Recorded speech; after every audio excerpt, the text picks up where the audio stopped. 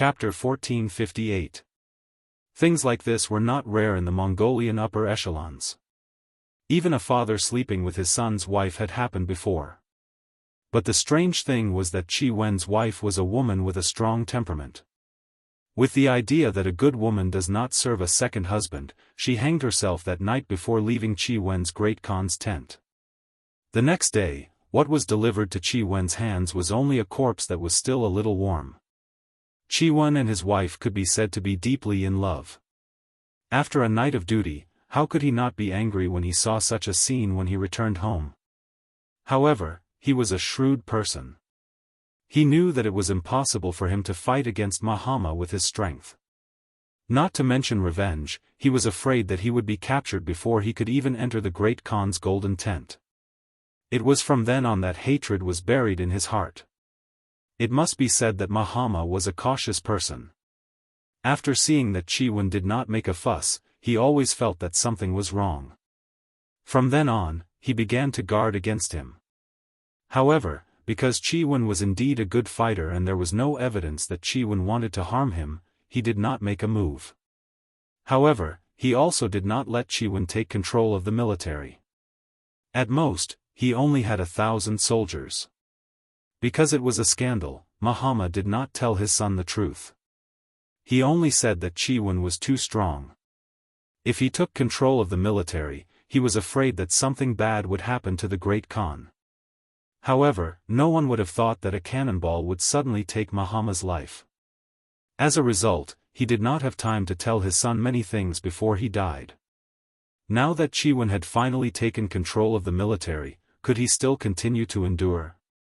Thinking of Bola's reluctant expression when he took the tiger tally, Qi Wen knew that he could not wait any longer. Otherwise, he really did not know if there would be a next time. Since that was the case, he decided to take action tonight. However, before that, he needed to send out the 20,000 golden armored cavalry. As long as this army was not protecting the golden tent, no one would be an obstacle on his way forward. Of course, there was one more thing that he had to do, and that was to surrender to the Han army. Yes, Qi Wen had made the decision to surrender to the Han army. During the day, he had witnessed the power of the 5-star army's firearms and was shocked. He had seen Russia's firearms before, but their power was limited. If he were to compare them to the 5-star army, it wouldn't be an exaggeration to say that the difference was like heaven and earth. How could the Golden Horde be a match for such an army? Qi Wen was prepared to surrender even before he obtained the tiger tally. However, considering that he only had 1,000 cavalrymen, even if he brought them over, they wouldn't attract too much attention. Now that he had 30,000 cavalrymen in his hands, and most importantly, Bola's safety was in his hands. This meant that he had enough capital to do what he wanted to do. After pondering for a while, Qi Wen called for a bodyguard and whispered into his ear, "Make your preparations. Go out as soon as the sky turns dark. Find a way to find General Gray and personally hand this letter to him." "Yes," the guard replied. He carefully put the letter into his pocket, then turned around and left. This bodyguard had followed him for more than 10 years and had witnessed his glory and decline. Naturally, he knew Gray, who was originally one of the generals of the Golden Horde. Qi Wen was very relieved to have this bodyguard take care of things. After arranging this matter, he sighed and said, "Next, we have to go to the Golden Horde camp." This sigh expressed Qi Wen's feelings perfectly. It was said that no egg would remain intact when the nest was overturned. In order to take revenge for his own personal grudge, he had to sacrifice the entire Golden Horde. He couldn't bear to do so. However, if he didn't do so, he wouldn't be able to take revenge. Since Mahama was already dead, he might as well vent all his hatred on Bolal. Since that was the case, he had to repay his father's debt. Moreover, judging from what happened just now, the other party did not believe in him. Everything was done out of helplessness. Once he really killed his way back to New Salai City this time, he was afraid that he would be hidden very quickly. Even being killed was not impossible. From what Qi Wen knew, Bola was even worse than Mahama. He was even more unforgiving. When he thought about how he was doing this for his own life, the guilt in his heart lessened. At this moment, Yuan was thinking about whether his actions could gain the favor of the Han army. After all, he still had to live after surrendering, and he wanted to live a better life. No matter what, this could be considered a meritorious service.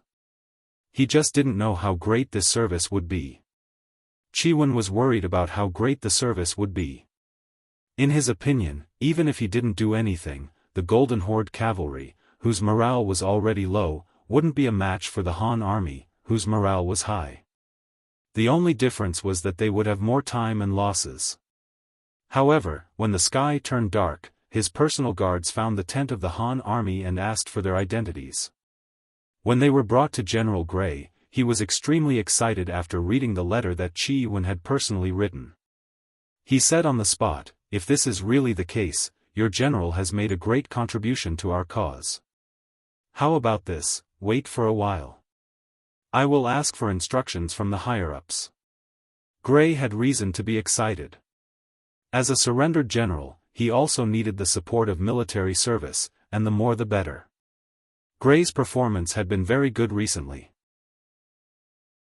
He had successfully persuaded He and 6 or 7 other small tribes to bring in nearly 30,000 surrendered soldiers. This already made Yang Chendong very satisfied. However, he used to be one of the 2 generals of the Golden Horde. His power could be said to be monstrous. If he wanted to continue the glory of that time, he needed to make more military contributions. But when he was fighting alongside the new Second Army, it was easier said than done to make any great contributions. Just as Gray was thinking about what to do, Yuan's letter arrived. It was really a case of someone sending a pillow when he was sleepy. Gray instructed the bodyguard who delivered the letter and hurriedly rode to the main tent a few miles away.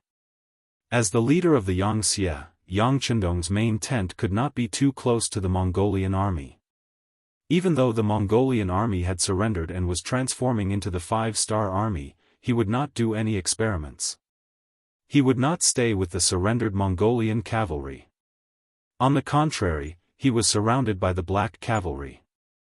The Cold Vanguard 2nd Division was on the outside. Under their protection, he was very safe.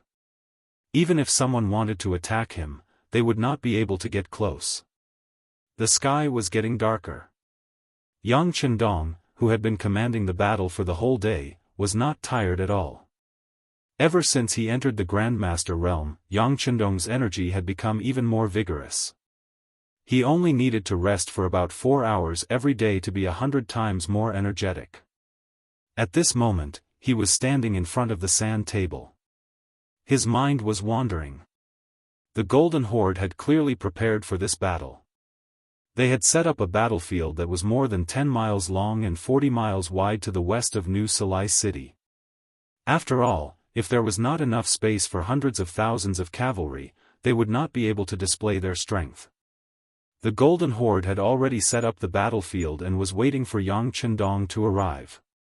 At that time, they would use their cavalry to tell the Han army that in such a spacious place, the so-called firearms would be laughable in the face of hundreds of thousands of cavalry. They would not be able to withstand a single blow. It had to be said that this train of thought was correct. If they were to use such a formation to deal with the Ross Duchy, it would be hard to say if they would dare to fight in such a place. However, in Yang Chendong's eyes, things were completely different. With the great canopy in hand, the world was his. With the powerful firearms that were hundreds of years ahead of this era, the open land was a paradise for cavalry. How could it not be the world of firearms? Thus, the Golden Horde, who did not understand the 5-star army, paid a heavy price. In just one day, Great Khan Mahama had died in battle. The 200,000 allied troops had all fled. A few small tribes under the Golden Horde's command had surrendered. They had lost more than 150,000 soldiers. The results of the day's battle were so glorious that it was beyond Yang Chendong's expectations. He originally thought that it would take at least a few days for a battle like this to end. However, it was the other party's ignorance that made the outcome of the battle clear. It was dark. Even though the battle at the front lines was progressing smoothly, Yang Chendong still gave the order to stop the attack. First of all, the soldiers were tired after a day of fighting. They would not be able to perform well if they did not have a good rest. Second of all, it was too dark, which made it easier for the enemy to escape. Since he had come this time, he wanted to solve this problem once and for all. Yang Chendong did not want this battle to drag on for another 3 to 5 years. His time was limited. In 3 days, they had captured more than 100,000 captives. These people needed to be settled down. Otherwise, if there was a battle at the front lines and problems at the rear, it would be a huge joke. Yang Chendong gave the order to stop the attack. This was equivalent to giving the Golden Horde a chance to breathe. However, it was only for one night. The attack would continue tomorrow morning. Given another day, most of the battle would be resolved. The success of the battle left Yang Chendong in a good mood. However, he still came to the sand table out of habit to do one last analysis. He was switching roles. If he were bowler, what would he do? No matter how he thought about it, he could only think of one possibility. He would charge back to New Salai and rely on the city walls to defend. However, Yang Chendong wasn't worried at all about this. Not to mention that he had already made preparations and arranged for people to guard the city gates, even if they could really do it, so what? With the field artillery, wouldn't sieging the city be a piece of cake? Chapter 1459. Furthermore, the strength of the Mongol cavalry lay in their mobility. They moved quickly and came and went like the wind. Once they returned to the city and started the battle to defend the city, it was equivalent to giving up their greatest advantage. Such an opponent was like a tiger without its fangs. What was there to be afraid of? Once again, after confirming that it was difficult for the other party to have any backup plans, Yang Chendong stretched lazily. Then, he said to Captain Xiao V beside him, "Get ready. We're going to patrol the barracks." Beta Persei was tired from commanding the cannons during the day. Just shouting the cannons made his voice hoarse. At this time, he had already gone to rest. Xiao V followed and served him. After hearing Yang Chendong's instructions, he quickly replied, "Yes, I'll make the arrangements now." Patrolling the barracks was one of Yang Chendong's good habits. After fighting for an entire day, the soldiers were very tired. Some of the recruits even developed psychological problems or were tired of fighting because it was their first time killing someone. At this time, it was very necessary to meet with them, encourage them, and promise them a beautiful future. After this matter was settled, these soldiers could quickly recover their mental state. Tomorrow, they would become elite soldiers and achieve even more outstanding achievements. Xiao V was making the arrangements when Vice-Captain Ba Daojiang walked over. "Sixth young master, General Gray said that he has something important to discuss with you." It was already so late. If there wasn't something important, Gray would definitely not appear here. After hearing this, Yang Chendong's expression turned solemn. "Let him in." Gray lowered his head and entered the tent. When he saw Yang Chendong sitting in front of the large chair, he knelt on the ground. He was a surrendered general and had to abide by some rules. Not seeing his master represented a form of respect in his heart. Yang Chendong saw Gray's performance and praised him for knowing when to advance and retreat. "All right, raise your head. You did well in today's battle. Come, have a seat." Over the years, Yang Chendong had gained a better understanding of people's hearts. He was increasingly clear about what to say and what to do. Gray was extremely excited when he heard that his performance was not bad and that he would be given a seat. He immediately kowtowed to the ground and said, "Heavenly Khan, your subordinate has something important to report, so I won't be sitting down. This is a letter from General Yuan of the Golden Horde. Please take a look." As he spoke, he raised his hands respectfully. There was a letter in his hands. Ba Daojiang hurriedly looked at Yang Chendong. After receiving his approval, he took 3 steps forward and picked up the letter. He first checked it, and after confirming that there were no problems, he extended both hands and handed it to Yang Chendong. Yang Chendong reached out and quickly scanned through the contents of the letter. Then, he asked, "Who is this Yuan?" Reporting to the Heavenly Khan, Yuan is one of Genghis Khan's descendants. However, because his ancestors are not prominent, he is not very famous. However, Yuan is indeed of the same race as Mahama and the others. Not only that, he is also a general who is good at fighting. If not for the suspicion and suppression, he would be listed among the generals of the Golden Horde. Gray, who was kneeling on the ground, used the shortest words to describe Yuan's situation. He had heard a legend about the death of Mahama and Yuan's wife. At that time, he was serving under Mahama's Golden Horde and was the general leading the team. It was because of this relationship that he had heard some of the secrets. The circle of nobles is really messy. This was Yang Chendong's first reaction after hearing the story.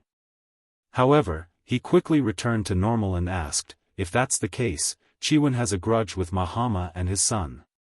"Yes, this matter started more than 10 years ago. It couldn't have been planned in advance," Gray explained. He wanted to use this opportunity to explain that no one would plan for a matter more than 10 years in advance. Furthermore, at that time, no one would have thought that the powerful Golden Horde would one day be destroyed by the Han army. Yang Chendong naturally understood this and nodded. "That's right. So, you believe in Yuan?" "Yes, your subordinate believes in him." At this time, Gray had no other choice. Since he came to deliver the letter, it proved that he believed in Yuan first. Otherwise, why would he ask to see Yuan now? "Yes, since that's the case, I'll leave this matter to you.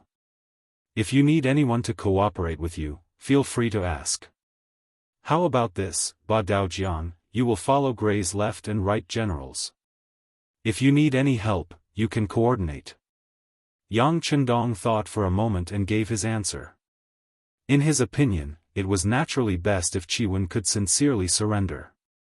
It would save a lot of effort and casualties. If Yuan wanted to make any moves, it wouldn't matter.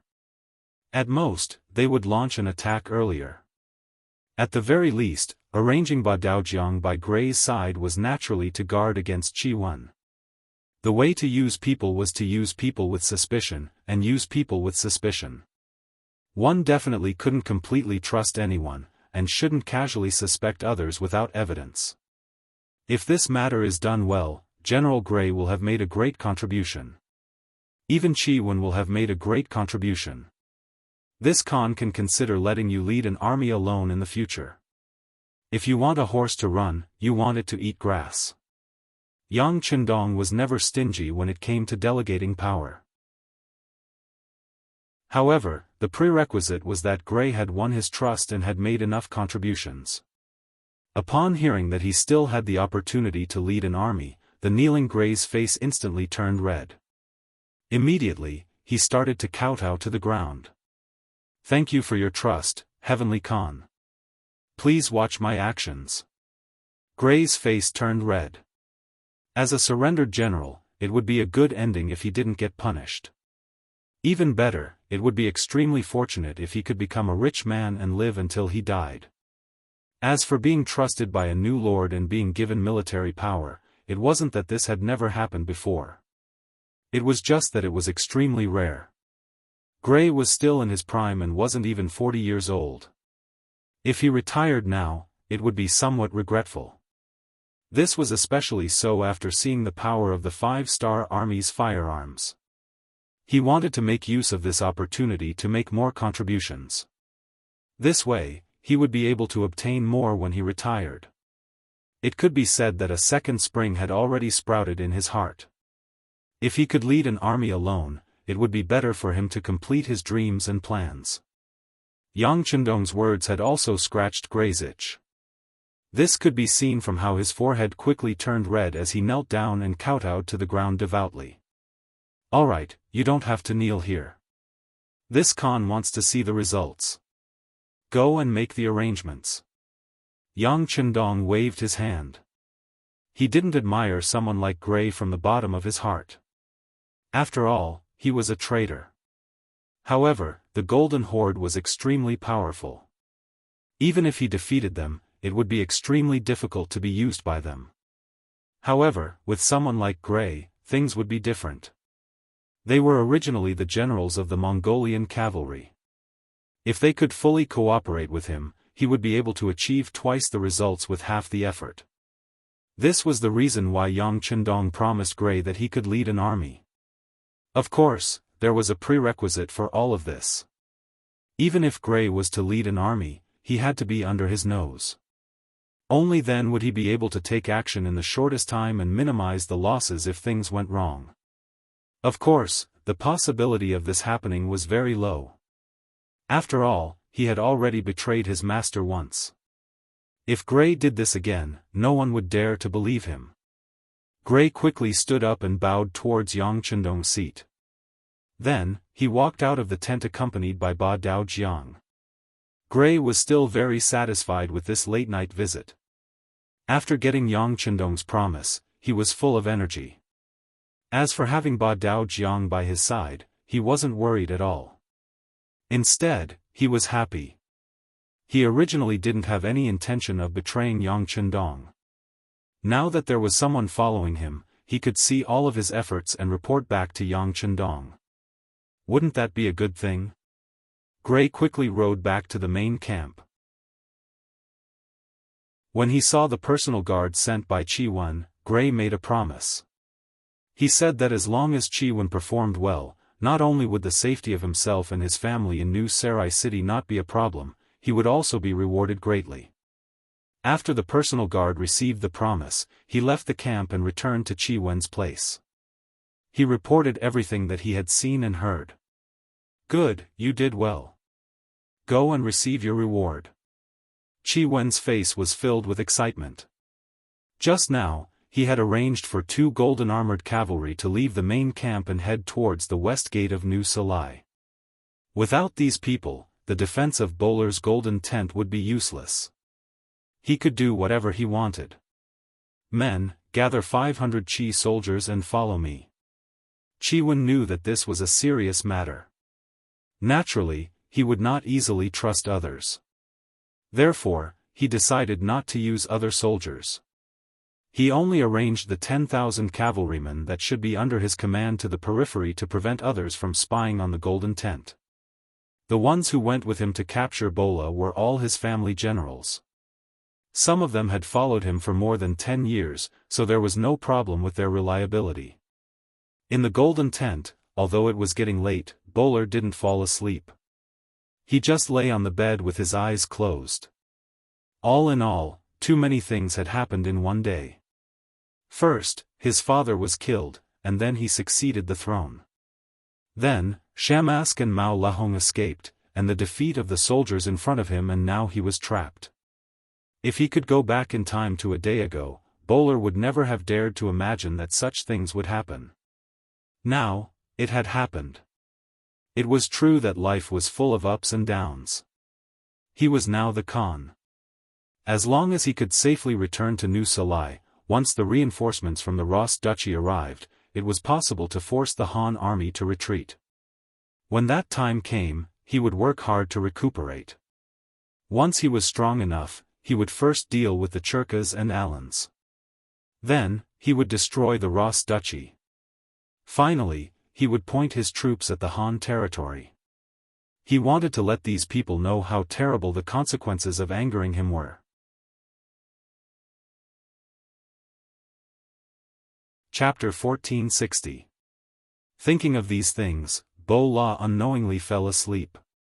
After an unknown amount of time, a burst of shouting came from outside. Only then did he slowly open his eyes and see a sharp curved blade against his neck. The person holding the blade was Yuan. At this moment, he was looking at Bo La with a smile, his eyes full of playfulness and mockery. "Clan uncle?" Seeing Yuan sitting on his bed, Bo La couldn't help but be startled. He was the great Khan. Without his permission, how could anyone get close to him? As soon as he felt the cold sensation on his neck, he immediately woke up. Hee, you're still calling me clan uncle. You're really kind-hearted. But do you think I'll believe you so easily? I'm afraid that once we safely return to the city, you'll kill this clan uncle of mine. Yuan said with a fake smile. At the same time, his right hand exerted a bit of force, and the tip of the blade pierced his skin, causing blood to seep out.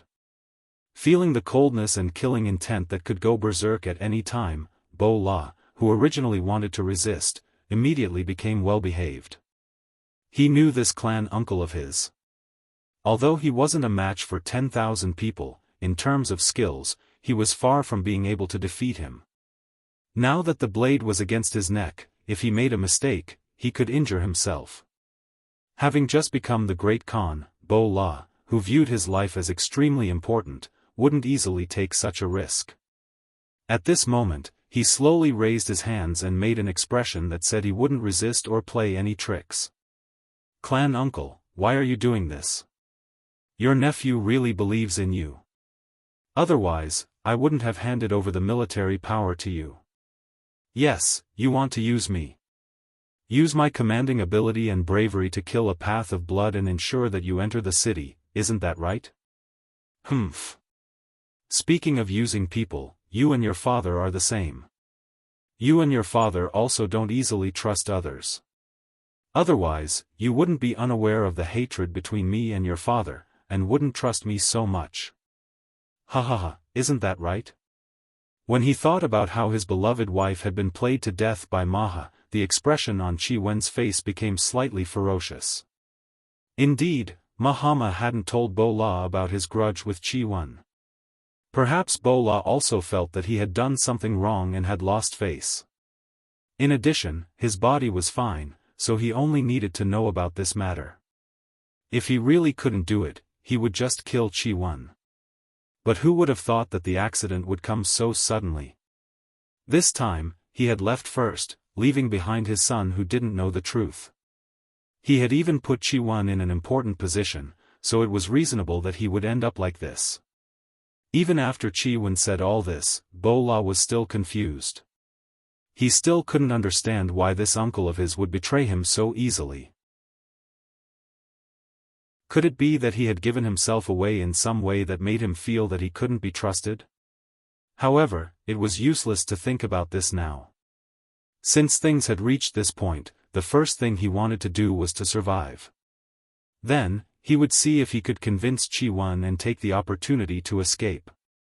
As long as he could leave, he swore that he would send a large number of troops to deal with Yuan and let him know the consequences of betraying him. Even though he had an idea in his mind, Bo La still looked very obedient on the surface. Uncle, is there some misunderstanding? Tell me, and I will explain it to you. No need. Yuan interrupted him. What you need to do now is to be obedient and immediately hand over all your tiger troop talismans. Then, you can still keep your life. Otherwise, I won't kill you. I will only cut off your legs and make you a complete cripple. The Rossi Kingdom's blind Grand Duke, and the Golden Tribe's blind Great Khan. I think it will be a good story. Yuan was still laughing, but there wasn't a trace of joy on Bo La's face. On the contrary, he was afraid from the bottom of his heart. As a horse race, without legs meant that he would never be able to gallop on a warhorse. What was the difference between that and a cripple? If that was the case, it would be better for him to die. As for handing over all his tiger troop talismans, that was also impossible. Once he did that, it would be the same as handing over all his military power. What was the difference between that and death? Unsurprisingly, Bo La shook his head. The tiger troop talisman is the symbol of the Great Khan's reign. I will never hand it over. Oh? Is that so? If that's the case, then let's search. Yuan seemed to have expected this result. His voice rose a little. Soon, 6 bodyguards walked in and began searching the golden tent. The tiger troop talisman was an extremely important item. How could it be found so easily? No matter how hard they searched, they couldn't find a trace of it. Qi Wen's expression was somewhat ugly. He looked at Bo La, who looked like he couldn't hit him. He could only hatefully say, if that's the case, then cut off his legs. The turn of events was so fast that Bo La was caught off guard. Seeing the two bodyguards walk over with knives, Bo La's expression was no longer calm. He cried out in alarm, "No, no, I'll give you the tiger troop talisman." Compared to losing his legs immediately, Bo La had to do his best. So he chose to back down. Qi Wen finally turned around and said, "Very good. As long as you cooperate, you will be fine. Now tell me where the tiger troop talisman is." "In the Great Khan's residence in the city," Bo La said with a pale face. "The Great Khan's residence? Are you messing with me?" Qi Wen's face was filled with disbelief when he heard this answer. How could I lie at a time like this? Father died too suddenly. Many of the tiger troop talismans haven't been handed over to me yet. Bo La's face was ashen as he spoke. He was telling the truth. After all, this wasn't a normal handover. Everything was filled with too many accidents. Qi Wen carefully looked at Bo La and chose to believe him. Since that was the case, he didn't stay any longer. Instead, he looked at the 6 bodyguards in the tent and said, "Watch him. If he dares to shout or move, kill him. There's no need to be lenient." With that, Qi Wen walked out of the tent. His brows were tightly furrowed. He knew that things weren't going as smoothly as he had planned. Without the tiger troop talisman, he could only visit them one by one. He only hoped that he would be able to make it in time for daybreak. Qi Wen began to wander around the various camps, choosing a few familiar people of high status to talk to. Since he didn't have the tiger troop talisman, he could only talk to them one by one. Holding the jade pendant he had taken from Bo La, he began to frequently enter the various camps. Qi Wen didn't choose to rest for the entire night. Instead, he went to 7 main tents and met with 8 generals. What made him happy was that when he told them the purpose of his visit and showed them the jade pendant that Bo La always carried with him, everything went smoothly. Other than one of the generals who said that he would not give up resistance without the Great Khan's tiger seal, the other 6 generals all said that they would wait until tomorrow morning to make a decision. If the Great Khan really made the decision to surrender to the Han army, they would not oppose it and would even support it. After all, the Han army had given them too much pressure in the battle during the day, so much so that they felt powerless. It was better to just surrender. At least they could keep their lives. This was also because the Mongol army was afraid of the 5-star army. The cannons that seemed to be everywhere, the explosions that could land by their ears at any moment, and the endless fireballs that rushed forward made the Mongol cavalry unable to see any hope of victory. However, due to the strict hierarchy, without the Great Khan giving the order to retreat, no one dared to leave. Sometimes, even if they knew that they would die, they could only go forward. Now, with Qi Wen's explanation, everyone had a way out. Although they had the Great Khan's tiger talisman in their hands, the reason they gave was very normal. Mahama Great Khan had suddenly died, and the tiger talisman was still in the city, so they did not have time to take it out. Furthermore, Qi Wen had said that he was following the orders of the new Great Khan, Bo La speaking of which, he was the uncle of the new Great Khan. Could his words not be trusted? Of course, the main reason why everyone believed him was because they were willing to believe him. As long as they were willing, there would be no doubts. Even if there were doubts, they would be ignored. This made Qi Wen's action of surrendering extremely easy. It was so smooth that it exceeded his expectations. When the sun had just risen, his army of 150,000 had basically chosen to give up on resisting. When the sun rose, Qi Wen finally met with General Gray.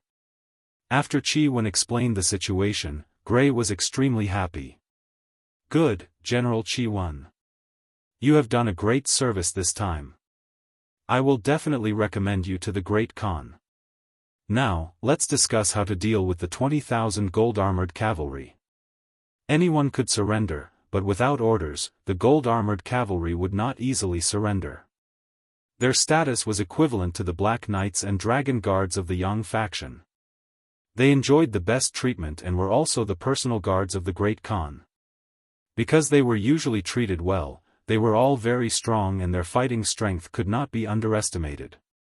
When it came to dealing with the 20,000 gold-armored cavalry, Qi Wen's face was filled with helplessness. It was not a problem for him to persuade others, but it was too difficult to persuade the gold-armored cavalry to put down their weapons. It could even be said that it was an impossible task. Seeing the difficult expression on Qi Wen's face, Gray chuckled. Since we can't persuade them to surrender, we'll leave it to the Great Khan. We'll do it like this later. Gray had received a message from Yang Chendong early in the morning. The matter of the 20,000 gold-armored cavalry would be handed to him personally. If there was a cavalry that Yang Chendong valued the most in the entire Golden Horde, it would be the 20,000 gold-armored cavalry.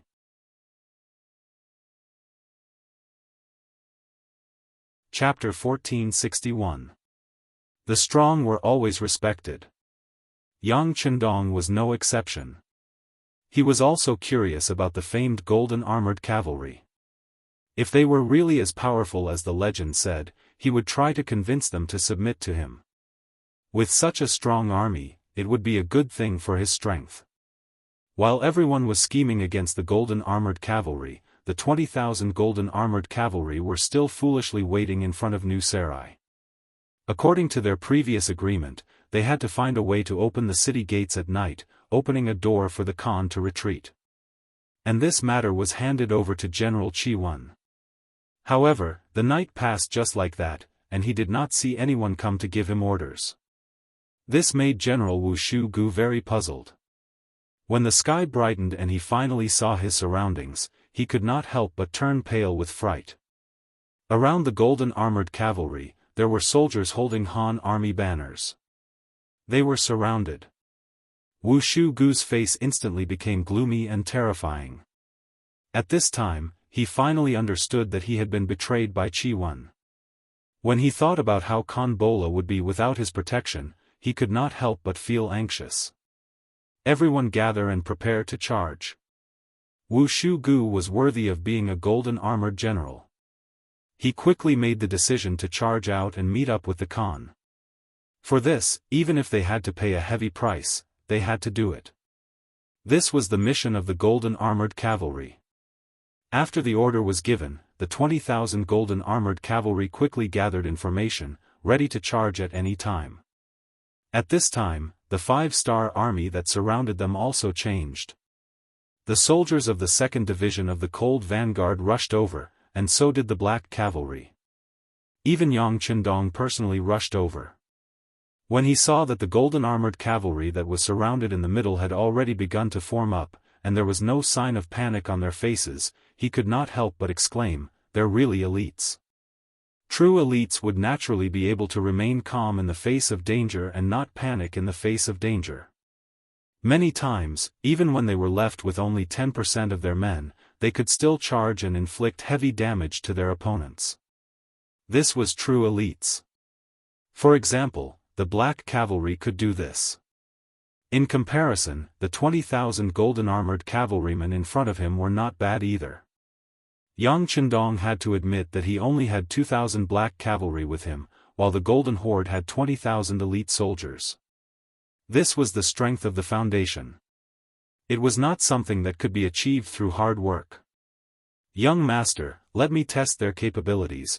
Beta Persei had already put on a black armor and walked in front of Yang Chendong. It was as if he had a pair of dog noses.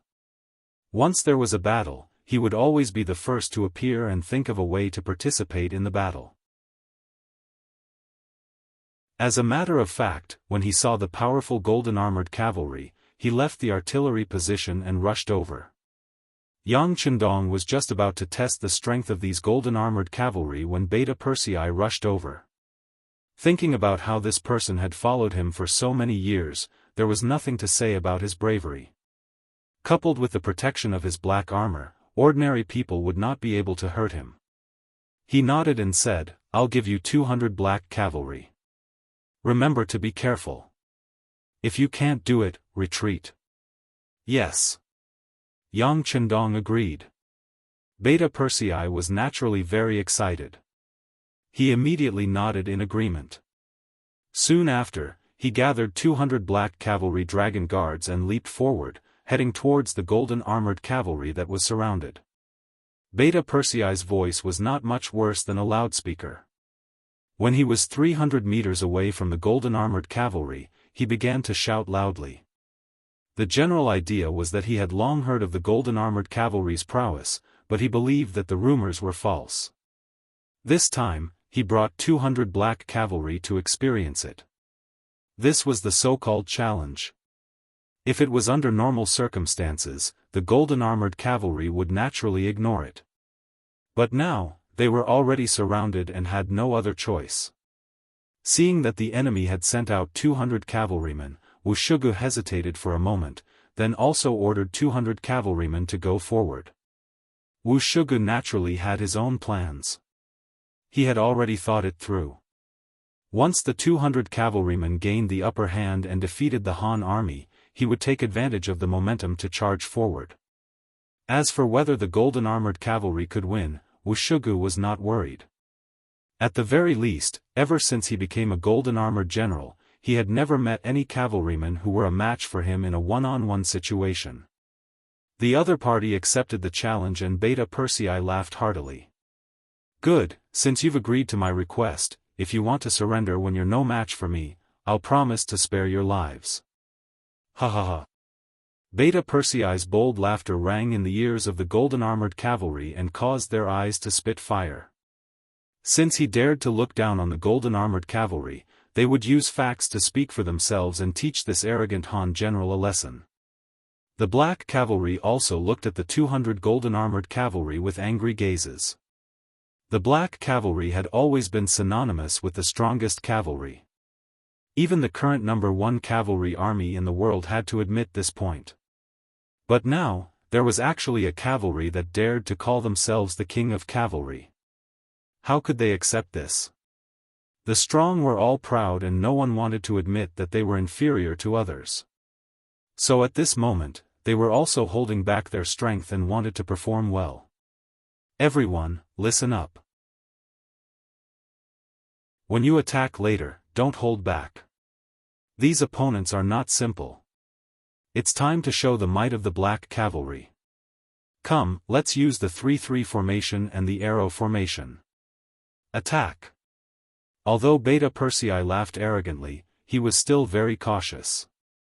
Since the golden armored cavalry was praised by many people, they must not be ordinary people. Even so, he certainly would not be careless. Beta Persei led the 200 black cavalry to attack first. 15 people formed an arrow formation and each formation was divided into 5 groups. They could fight in groups or one-on-one. This was the most common way of fighting for the black cavalry. Attack. A centurion of the golden armored cavalry also shouted and led the 200 cavalry to launch a counterattack. Unlike the black cavalry, they were in groups of 50 and came in a square formation. Cavalry was different from infantry. Infantry could use their feet to control their position at will. Naturally, it was a simple matter to arrange them into a square formation. But cavalry was different. They relied on their war horses. It was easier to form a square formation when moving, but to be able to maintain such a formation when charging at high speed was already not a simple matter. Not bad. Yang Chendong, who was standing in the distance, saw all of this and could not help but nod in satisfaction. Then he stared at the battlefield, not wanting to miss a single detail.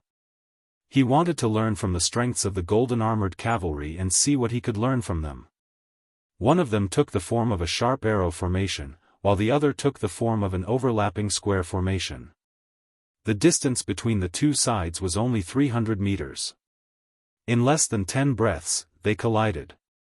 The cavalry's speed advantage was not fully displayed.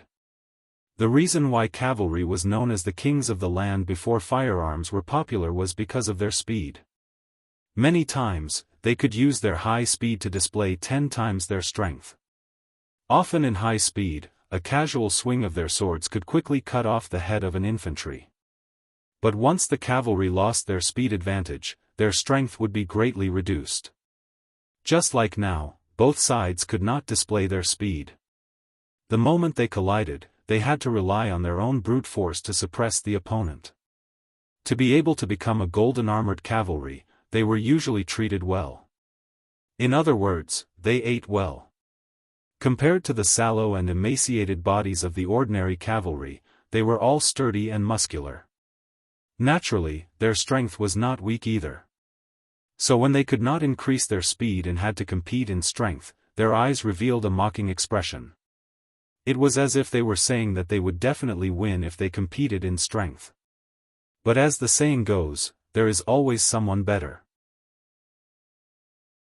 To be able to become a member of the Black Cavalry, not only did their loyalty have to be very reliable, their own strength was also quite good. For example, before entering this group, there was a special test for strength.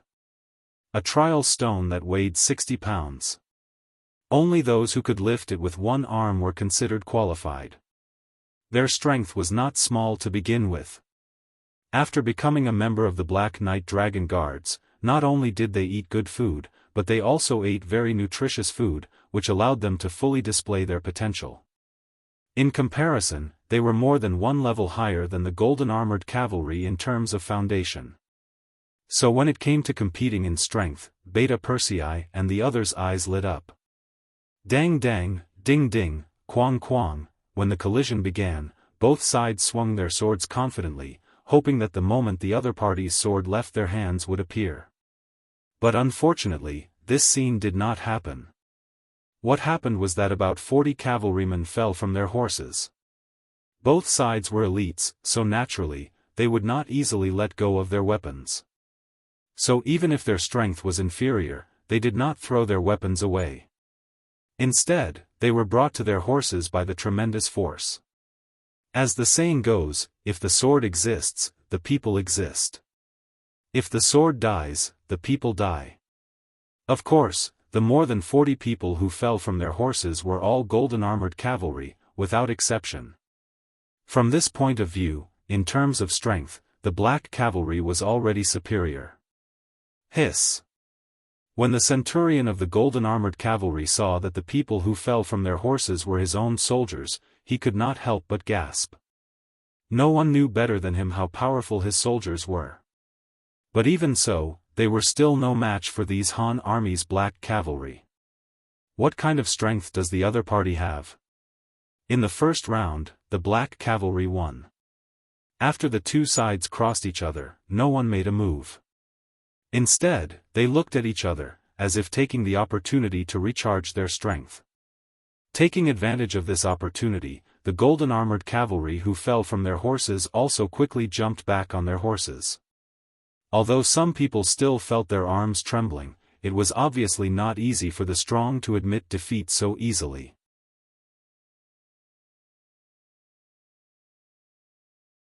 Chapter 1462. The defeated golden armored cavalry mounted their horses again. Beta Persei did not stop them when he saw this. What he wanted to do was to completely trample the other party under his feet. He wanted to convince them wholeheartedly. Since he could knock the other party off their horses once, he could do it a second time and a third time. After about half a cup of tea's time, both sides launched a second charge at the same time. After the previous failure, the golden armored cavalry changed their attack method this time. Their cavalry phalanx also began to work. They actually charged at dozens of Black Cavalry with overlapping attacks. They gave up the opportunity to attack the other Black Cavalry. They only chose to fight behind some people with their swords, maintaining the power of the phalanx. Often, after the Black Cavalry fought with one person, before they were ready, the second person would come up and fight to the death. In this way, it was equivalent to one Black Cavalry continuously challenging more than 3 golden armored cavalry. In this way, their strength would inevitably be somewhat lacking. After fighting for a while, there were 4 black cavalry soldiers who fell off their horses with their swords. Looking at the golden-armored cavalry, although 3 of them fell off their horses, it was obviously a reversal of the situation compared to the first round. The 4 black cavalry soldiers who fell off their horses had each fought with at least 5 enemy riders. Otherwise, they would not be so weak. After seeing the 2 sides pass each other, the 3 golden-armored cavalry who fell off their horses got back on their horses again. The 4 black cavalry soldiers also wanted to follow suit. But they were stopped by Beta Persei. "You all retreat first, go back and rest well." Beta Persei gave the 4 of them a comforting look. This was not because their skills were inferior, but because the golden-armored cavalry had violated the rules of the battlefield. These 4 people just happened to be unlucky. Even if it was someone else in their position, they would not be able to withstand it. The black cavalry's military rules were quite strict. Since Beta Persei said so, the 4 of them had to obey even if they were somewhat dissatisfied. Immediately, he cupped his fists and left the battlefield. Seeing the 4 of them rush back, Yang Chendong said to Captain Xiao Vi, "Go and comfort them. This battle wasn't their fault." "Yes." Xiao Vi was touched and nodded. Although he could see that these 4 warriors were not weaker than others, they were just unlucky to have been targeted. However, a defeat was a defeat. If he was punished for this, there was nothing he could say. However, now that Yang Chendong had asked him to comfort them, it was obvious that he did not blame the 4 of them. Not only were they not reprimanded after losing the battle, but they were also personally comforted by the 6th young master. Obviously, these 4 people would be fine. As the captain, Xiao Vi was touched and happy to see Yang Chendong care for the soldiers so much. The 4 dismounted black cavalry soldiers were sent back. When the centurion of the golden-armored cavalry saw this, his expression was a little unnatural. It was no wonder. After his soldiers fell off their horses, they could get back on their horses and fight again.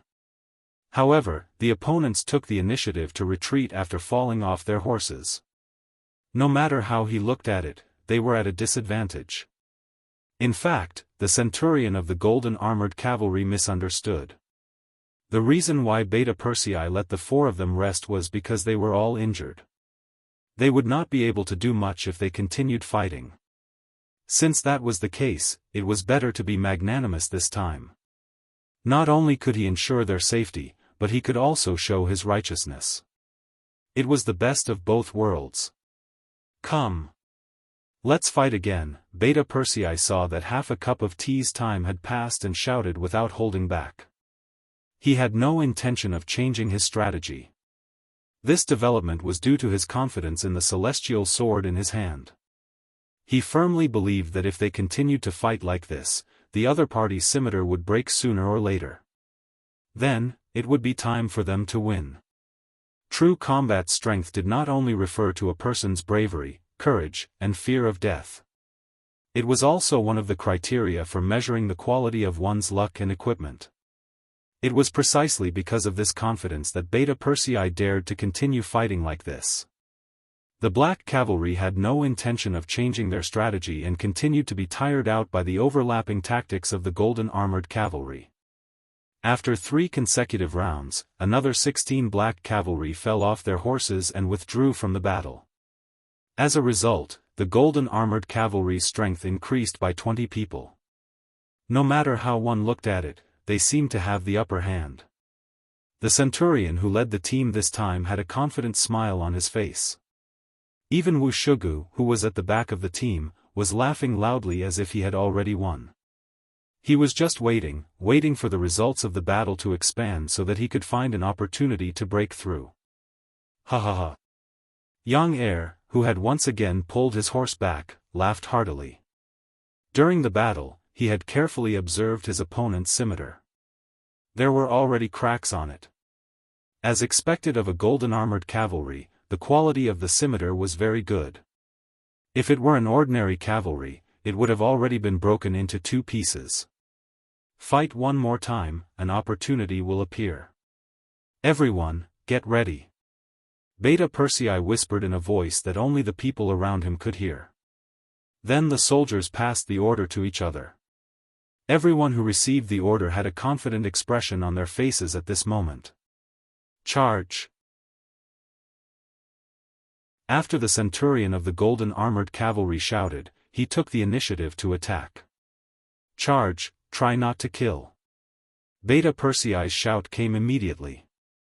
He was also the first person to rush out on his horse. Compared to the previous few times, the morale of the black cavalry was much higher this time. They also knew that it was time to reap the fruits of their labor, so they used a little more force when they attacked. The golden armored cavalry did not know the power of the celestial sword. In fact, they did not have the opportunity to fight with the 5-star army in close combat.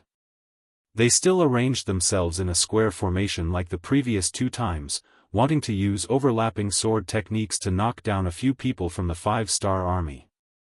Facts also proved that good luck would not always cover one side. When the 2 sides fought again, after the saber and scimitar collided, a scene that the golden armored cavalry could not imagine happened. During the collision, the body of the scimitar broke into 2 halves. Half of the sword that was originally more than 3 feet long was now cut off, leaving only the body of the sword that was still in the hands of the golden armored cavalry. The sudden scene caught the golden armored cavalrymen off guard. Under the overlapping technique, their scimitars were cut in half one after another. Without their scimitars, they screamed in agony as they faced the oncoming black cavalry dragon guards. Although Beta Persei said to try not to kill, and the black cavalry did indeed hold back, under the great force and the sharpness of the celestial sword, the scimitars still fell on the bodies of the golden armored cavalry. However, the scimitars were not in critical positions. In the end, they only injured the golden armored cavalry but did not kill them. One by one, the golden armored cavalry fell from their horses.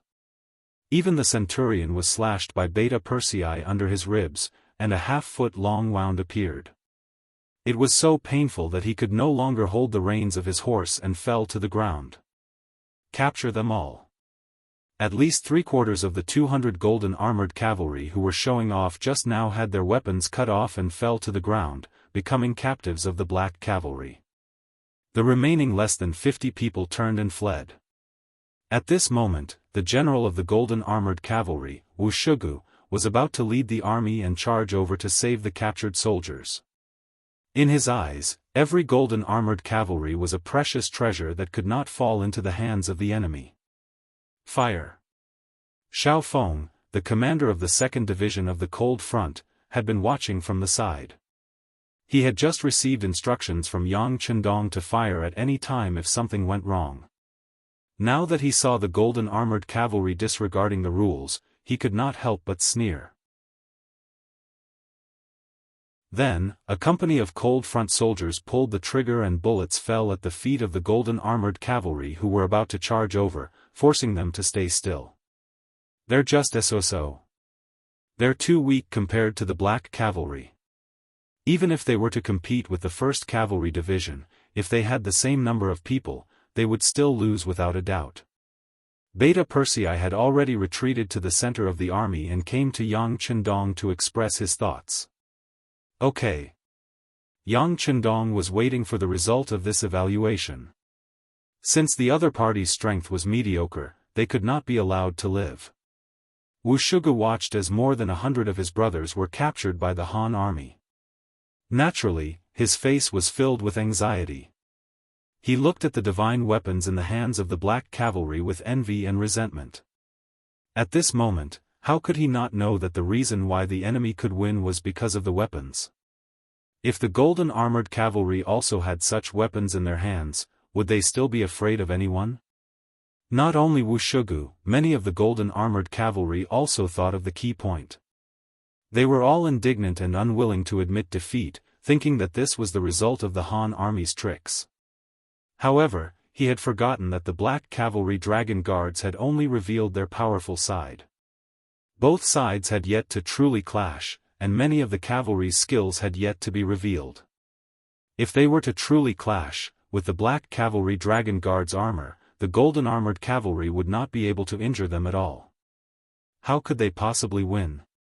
The sound of gunfire stopped the golden armored cavalry's charge. At this moment, Yang Chendong's eyes revealed a trace of impatience. The golden armored cavalry was not as strong as he had imagined. At least, they did not show much strength in the battle just now. Perhaps this was because the Golden Horde had not had an opponent for too long. Since the golden armored cavalry wasn't that powerful, there was no need to spend so much effort to recruit them. Yang Chendong's initial expectations for these golden armored cavalry that were only slightly stronger than ordinary cavalry had now turned into disappointment. They could not even detect the changes in their weapons. Just from this point alone, their observational skills and vigilance were too weak. They could not be called elites. Without a strong desire to conquer, Yang Chendong naturally would not be courteous to the golden armored cavalry. He nodded to the 2nd Division commander Xiao Feng beside him. Then, the soldiers of the Cold Front began to move on a large scale, quickly forming a square formation and surrounding the golden armored cavalry. At this moment, a simple megaphone was placed in front of Yang Chendong.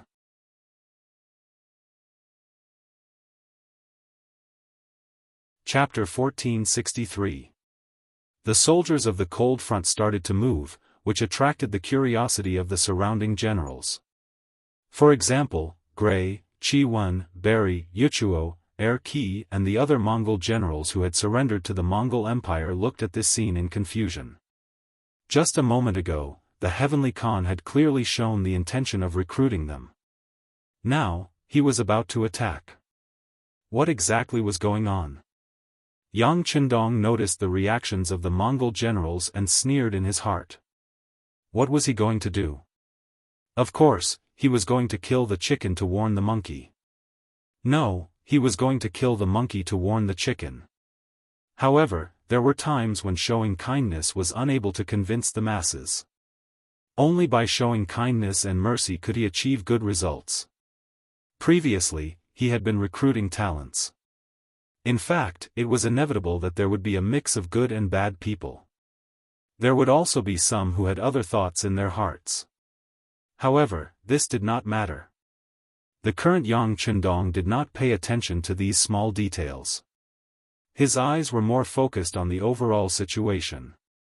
As long as these Mongol cavalry who had surrendered were willing to be used by him, so what if they had their own plans? As long as he was strong enough, these people would not dare to play any tricks. How should he display his strength? Killing the golden armored cavalry was the best warning. Standing in front of the loudspeaker, Yang Chendong's voice rang out in front of everyone. You have been surrounded. I will give you 10 breaths of time to choose whether to surrender or resist. If no one surrenders after 10 breaths, I will kill a row of people. His voice was firm and powerful. After Yang Chendong finished speaking, everyone's gazes landed on the surrounded golden armored cavalry. Gray, Yuan, and the other generals were shocked by Yang Chendong's decision.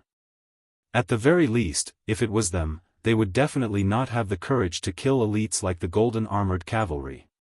After all, elite cavalry represented a kind of status. In front of the Mongol cavalry, who did not pay attention to economy and relied mostly on robbing, whoever had a strong army would have the strongest strength. It was equivalent to having everything. On the other hand, Yang Chendong should know this principle. He had even recruited the ordinary Mongol cavalry. How could he leave the golden armored cavalry alone? Thinking about it, he was probably just shouting to scare the other party. 10 breaths of time quickly passed. Everyone believed that the Han army would not easily start a massacre. Even Wu Shugu thought so. When the time was up, Yang Chendong lightly tapped his forehead. Division Commander Xiao Feng, who had been paying attention to him, immediately ordered, "Open fire." As his voice fell, the sound of gunfire continued to ring out. After a series of popping sounds, the outermost cavalry of the golden armored cavalry 400 steps away fell down. The blood was dazzling to the eye and the smell was pungent to the nose. All of this indicated to everyone that all of this was really happening. The gunshots frightened all the Mongolian generals. They didn't expect the Khan to be so decisive. He didn't even hesitate to open fire. Yang Qindong snorted coldly in his heart when he saw everyone's expressions. He then said, "The 10 breaths countdown starts now. Do you still want to kill?" When the Mongolian generals heard this, their expressions changed. This time, no one thought that Yang Qindong was joking. Their expressions became serious. The Han army's actions had exceeded their expectations and changed their understanding. The Mongolian generals who thought that everything was in their hands began to panic. No matter what, when things didn't go according to your plan, anyone would feel a sense of trepidation. Furthermore, this involved their future and even their lives. They thought that the Han army needed them. This way, they would have something to rely on and could even bargain. However, the shooting of the golden armored cavalry clearly told them that the Han army did not care much about the Mongolian cavalry and did not need them. Otherwise, why would they kill them so easily?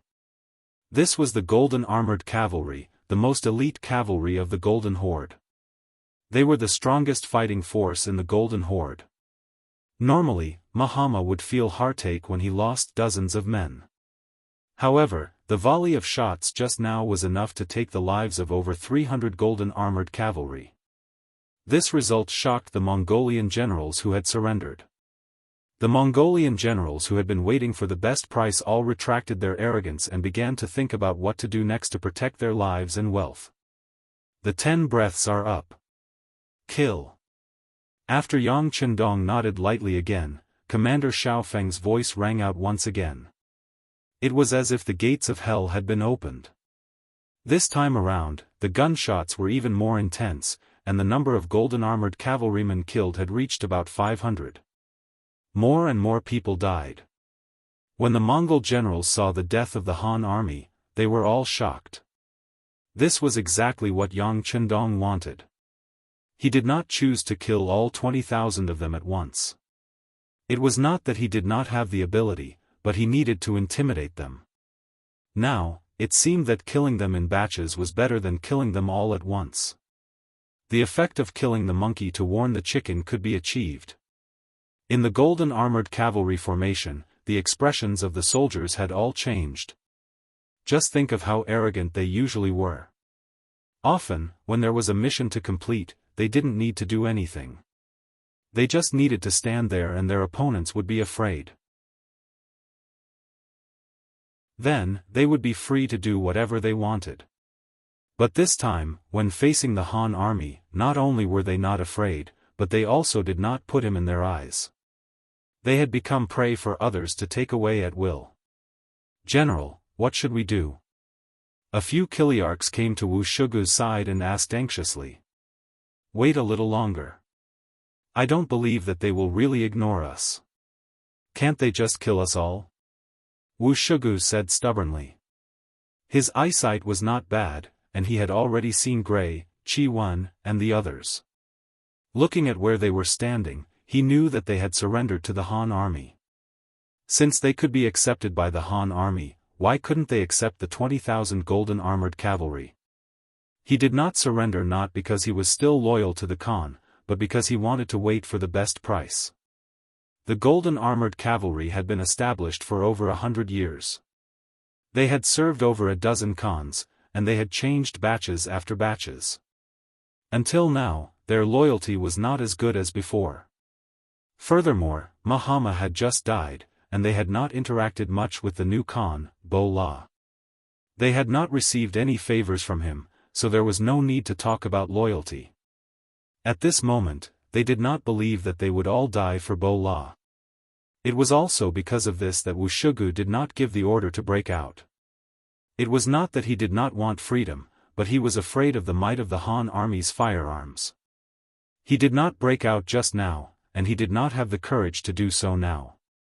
What they needed to do now was to fight for better treatment. Originally, after fighting with the Han army, they should have been able to display their strength and attract the other party's attention. This would naturally be beneficial for the negotiations.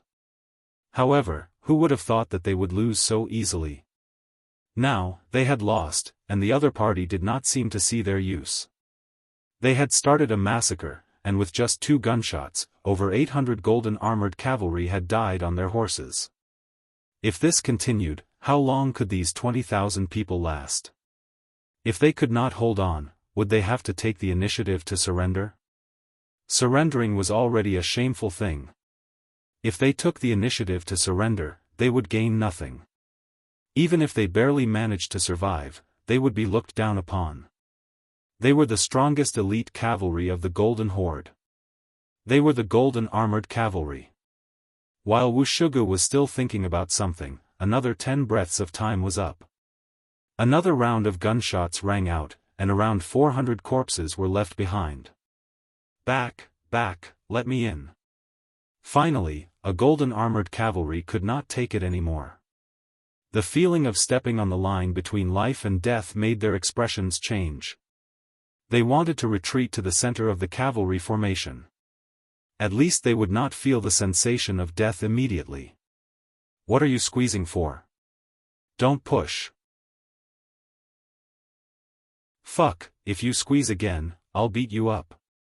How could the golden armored cavalry in the center of the formation give up their space? That was equivalent to putting themselves in danger. Of course, he would not agree to it since he did not want his friends to die. Now, before the cold spear warriors could fire, the golden armored cavalry's formation was in chaos. In order to get closer to the center so that they wouldn't become the next target of the muskets, some people couldn't help but attack their comrades. Since they were all going to die, they might as well fight it out. Perhaps they could even squeeze into a better position and live a little longer. The formation was in chaos. Wuxia, who was in the center of the formation, was quickly affected. He saw the golden armored cavalry in front of him retreat. The golden armored cavalry in the back tried to stop them. There were signs of internal strife, and he could no longer sit still. Although surrendering was embarrassing, if his strength was greatly reduced, the Han army would find him a punching bag. If he could not live after surrendering, wouldn't he gain nothing? Wuxia made up his mind. He could not let things go on like this. Everyone, quiet down. Don't make any more noise. Wuxia finally stepped forward and roared. Only then did some of the golden armored cavalrymen who had drawn their swords calm down. Bang, bang, bang, another round of gunshots rang out. Several hundred golden armored cavalry who were squeezed in the periphery were shot and fell to the ground, leaving behind a group of lonely warhorses. Don't shoot, we surrender, we surrender. Wuxia was both angry and anxious when he saw that the Han army was still shooting at him even though he had already stood up for them. He was angry because the Han army did not take them seriously. He was anxious because he had to make a decision quickly. Otherwise, the number of golden armored cavalry would decrease, and he would only be a general in name.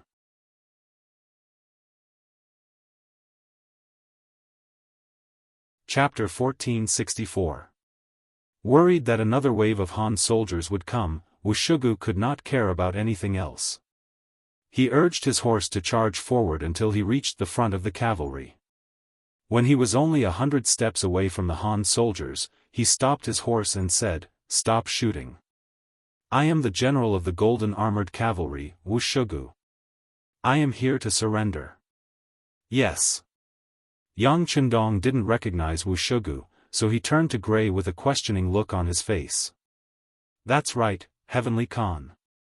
This person is the general of the golden armored cavalry. It seems that his surrender must be true. Heaven Khan, please show mercy. Gray used the introduction as an opportunity to plead for mercy. With Gray taking the lead, Qi Wen, Baru, Wu Tua, and the other generals also began to plead. The golden armored cavalry was the elite of the Mongol cavalry. It would be a pity if they died like this. Yang Chendong did not immediately reply. Instead, he appeared to be in deep thought. After 5 or 6 breaths, he said, "Originally, I wanted to kill them. However, since you all are pleading for mercy, I will spare their lives." However, while they can avoid death, they cannot escape punishment. From now on, there will be no more golden armored cavalry. The remaining 20,000 will be divided among the generals. It was fine to leave the golden armored cavalry, but they had to be scattered. Otherwise, no matter where they were placed, they would cause unease. The 5-star army was not made up of the black cavalry and the elites of the 1st Cavalry Army. If it was an ordinary army, they would be under a lot of pressure when facing the golden armored cavalry. For safety reasons, this army could not be left alive. When Yang Chendong finished speaking, the eyes of the other Mongol generals lit up. They did not expect that pleading for mercy for their comrades would actually bring them benefits. This was the golden armored cavalry. Even if they were given a few thousand each, it would still be a very powerful force. Thinking that this was the benefit that Yang Chendong had given them, the generals got off their horses and knelt on the ground. While expressing their gratitude, they were also expressing their loyalty. Everyone, rise. Since these people have chosen to surrender, I will leave the rest to you. Let's enter the city first. Looking at the majestic new Salai city behind him, Yang Chendong said calmly. The new capital of the Golden Horde would also be trampled under his feet. Considering the death of the old Khan Mahama and the capture of the new Khan Bora, it also indicated the end of the Golden Horde that had lasted for more than 200 years. As the Terminator, Yang Chendong felt proud. Throughout history, it had always been the Mongols finding trouble with the Hans. If anyone could advance 1,000 li and drive them away, it would already be a great achievement. Yet today, he'd actually killed his way to their lair and uprooted them. What sort of great achievement was this? After the 2 great Khans were killed and captured by the Han army, the Golden Horde soldiers hiding within the city were already scared out of their wits. Under the threat of Grey, Yuan and the rest, when they saw the hundreds of cannons aimed at the city gates, the Mongol soldiers within the city finally chose to surrender.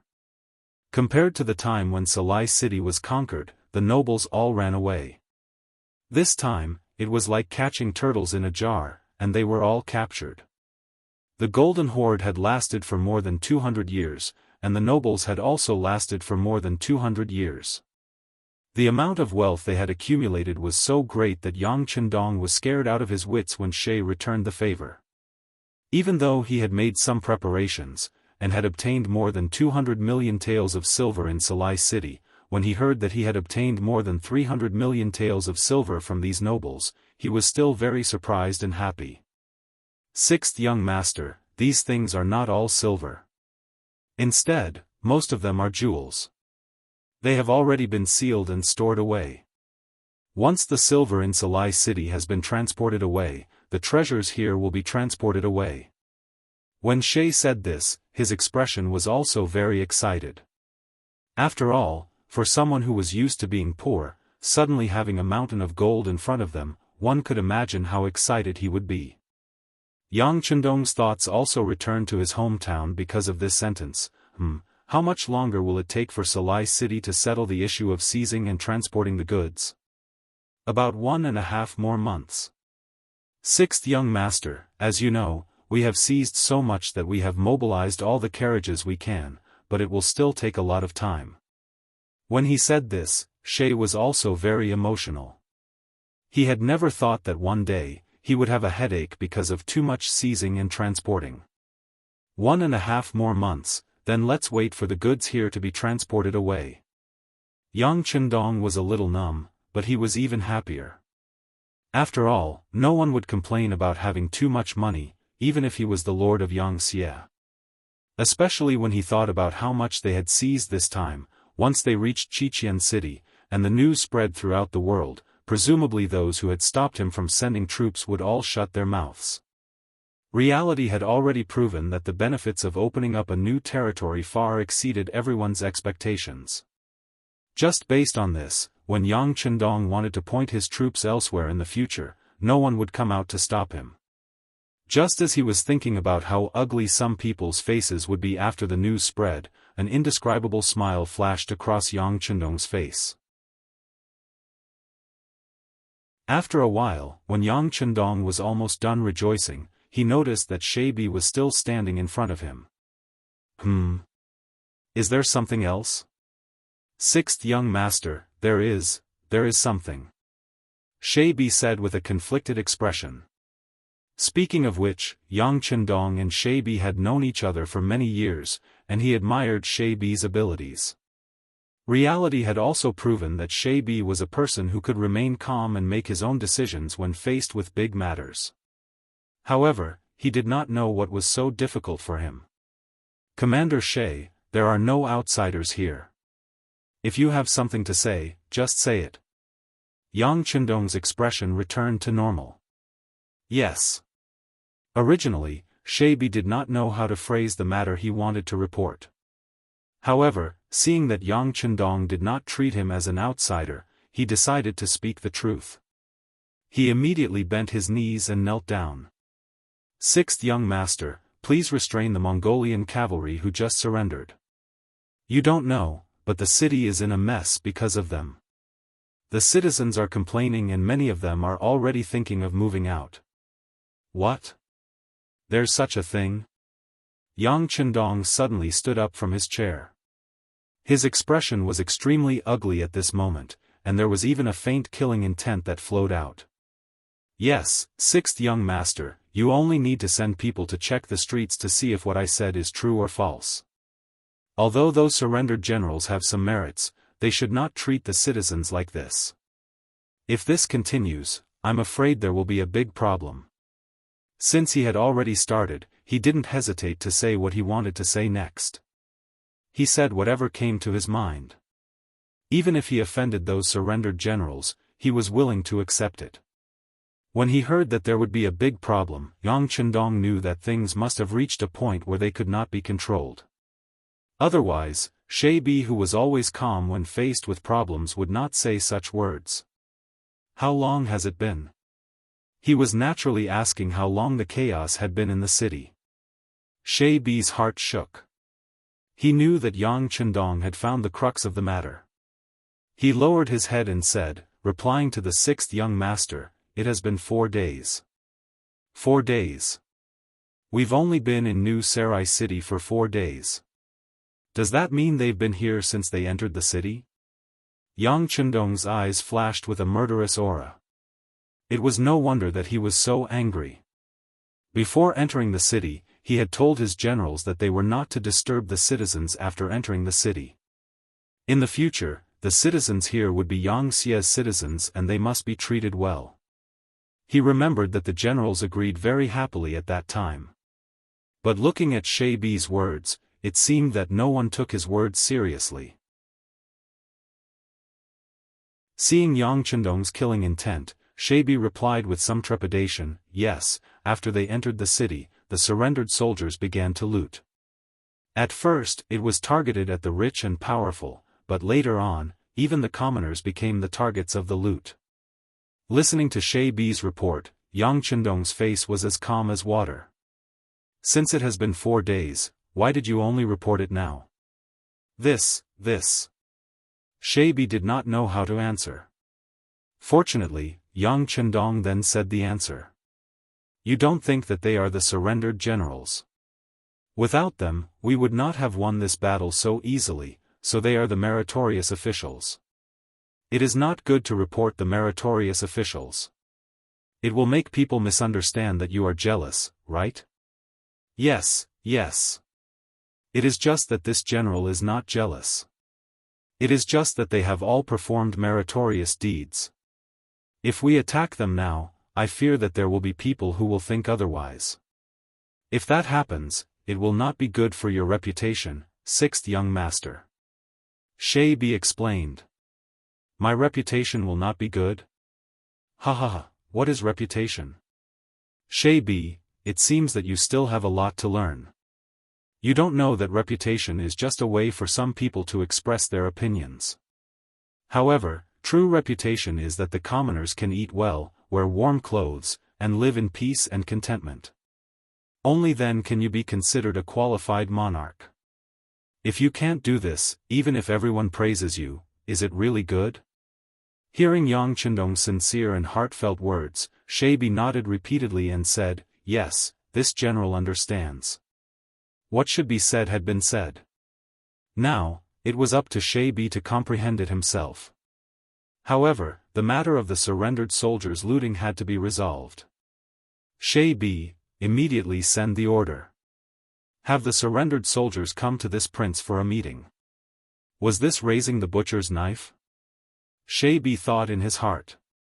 He nodded repeatedly and said, "Yes, this general will go and pass the order." It had been 4 days since Yang Chendong led the army into New Salai city. In these few days, Yang Chendong stayed in Mahama's golden tent and did not go out. There were simply too many good things here. Some of them could be said to be priceless existences. Even Yang Chendong was not an exception. He did his best to play with each item for a while.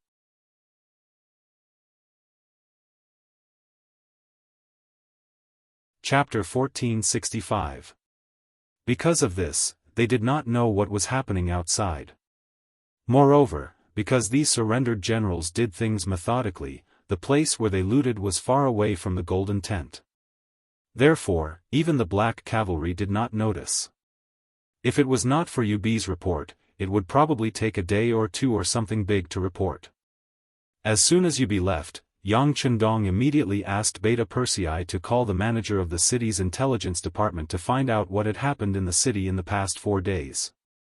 Soon, Beta Persei returned and found out more details from him. His story was even more interesting than Yubi's. According to the data reported by the intelligence department, the number of civilians killed and injured because of the looting reached more than 200. As for the injured, there were countless more. Good, a dog can't change its habit of eating shit. Yang Chendong said angrily.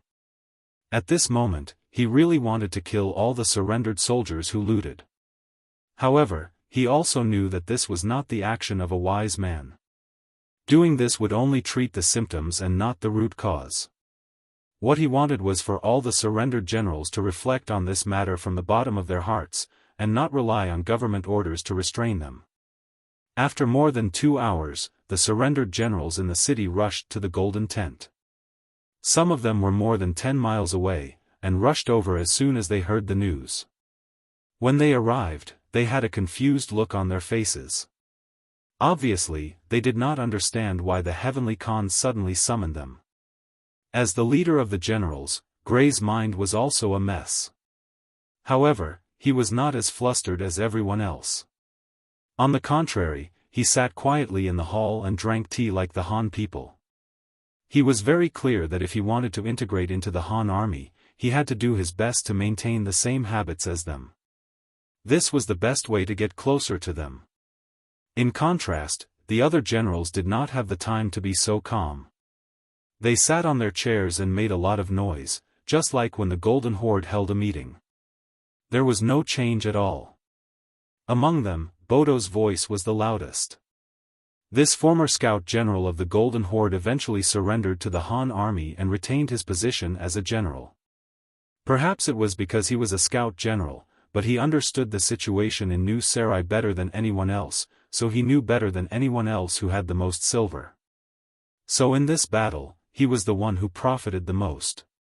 Of course, Bodo wasn't an insensible person. After looting a lot of gold and silver, he took out a portion of it to show his filial piety to other people and comrades. For example, General Gray, Baruch, and Wutu all received a share. He even gave money to Shibi, Ahuli, Wushugu, and the others.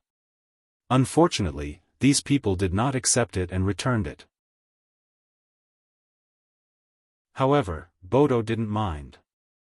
It was only because they were all Mongolians that he decided to share the good fortune with them. Especially Shirbei.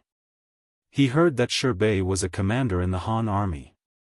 Although he did not know what this meant, it should be a high position. However, no matter how high his position was, he couldn't control himself. His immediate superior was Gray. As long as he served Gray well, there wouldn't be any problems.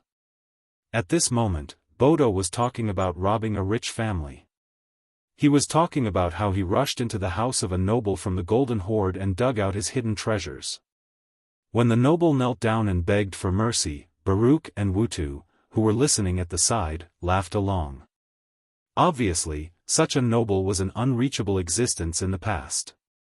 Even if they met him, he wouldn't even look at them in the eye. But now, he actually had to kneel down and beg for mercy. That feeling couldn't be any better. At this moment, Yang Chendong walked into the hall under the protection of Beta Persei and a group of black cavalry soldiers. Instantly, the hall became extremely quiet. Even Bodo kept his mouth shut.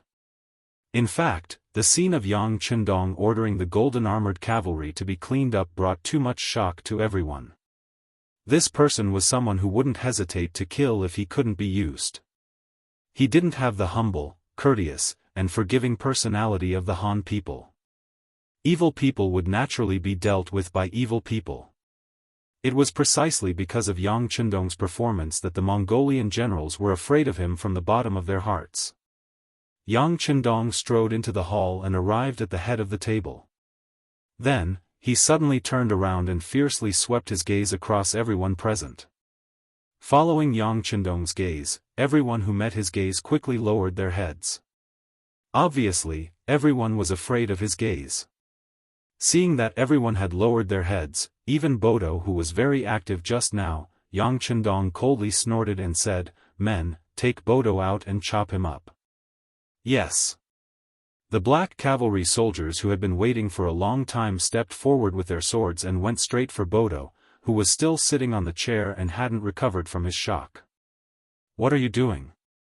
Just as the black cavalry was 2 steps away, Bodo finally reacted. He pulled out his sword and placed it in front of his chest, then shouted, "Why do you want to kill me? Why? You still dare to resist?" Seeing Bodo's seemingly instinctive reaction, Beta Persei was amused. While laughing, he moved one of his wrists. However, before he could step forward, Ba Daojiang had already rushed out and said, "How can we use second brother's great self to deal with a clown like this? I'll take care of him. You."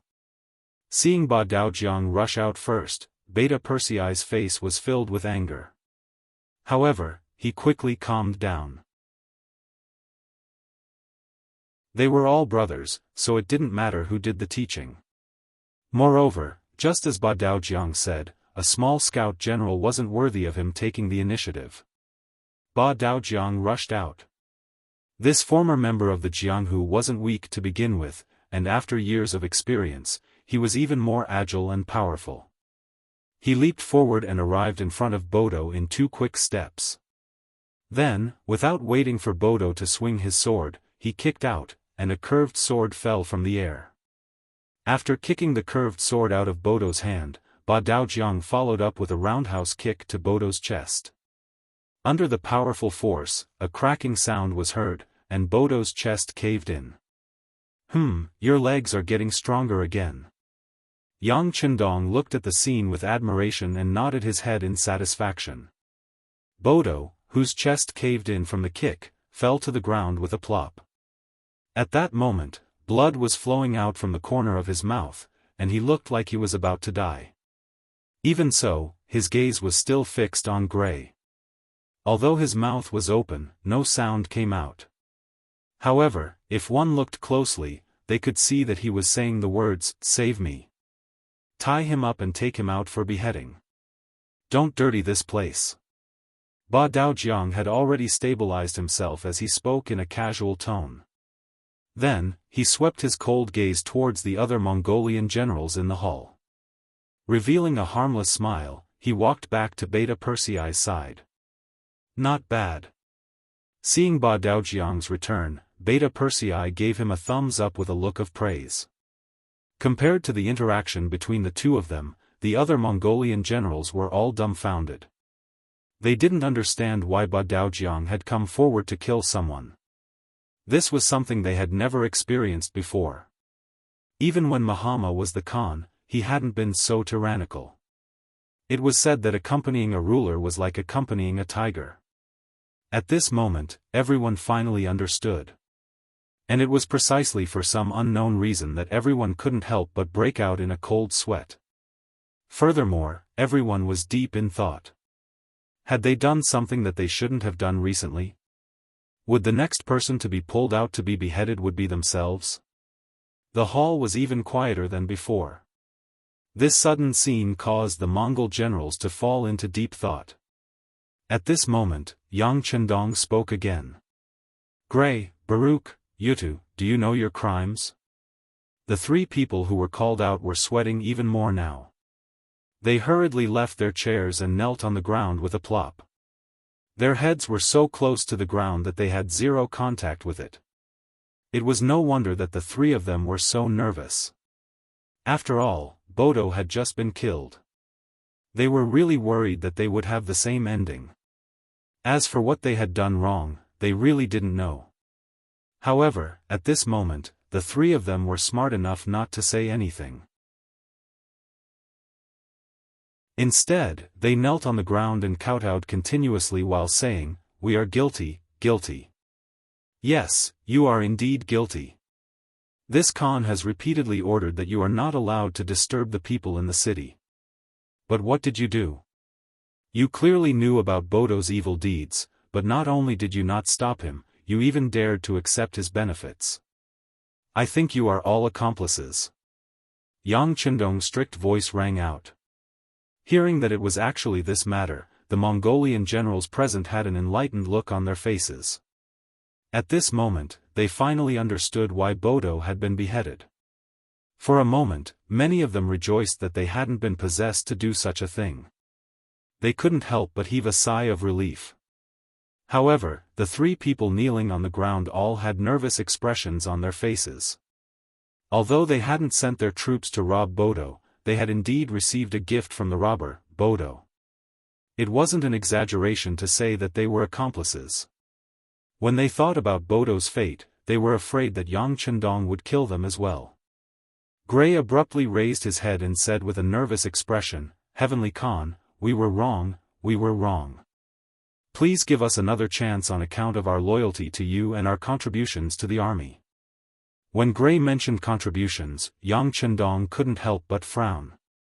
Just based on this sentence, he had already sentenced Gray to death in his heart. However, just as Gray had said, he had indeed contributed to the army. If Gray was really killed on the spot, it was inevitable that the other Mongolian generals would have other thoughts. This was especially so when the people present included He, a general who had defected to the 5-star army under his influence. Thus, Gray's punishment had to be extremely careful.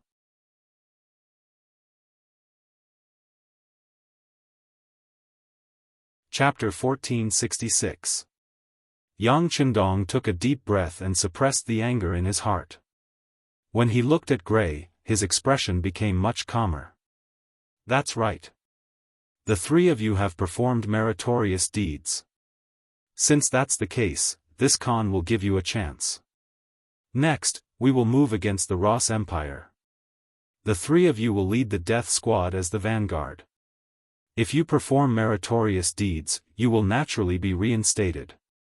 As for Gray's current position, Ahuli will temporarily take over.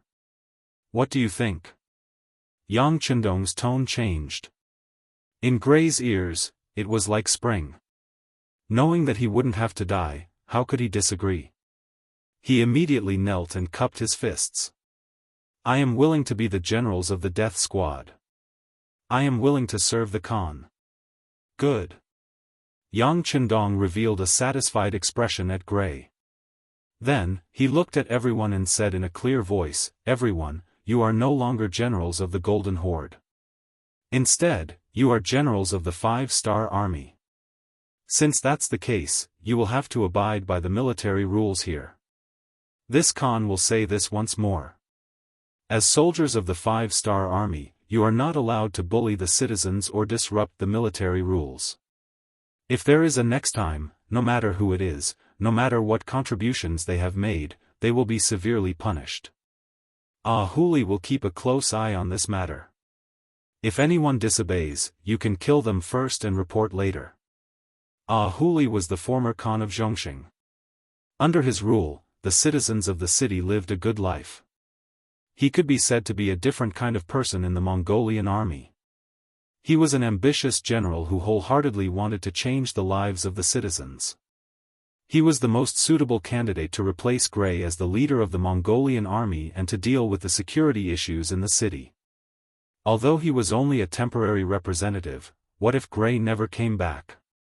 Huli didn't know what Yang Chendong was thinking, but he could feel that the other party valued him.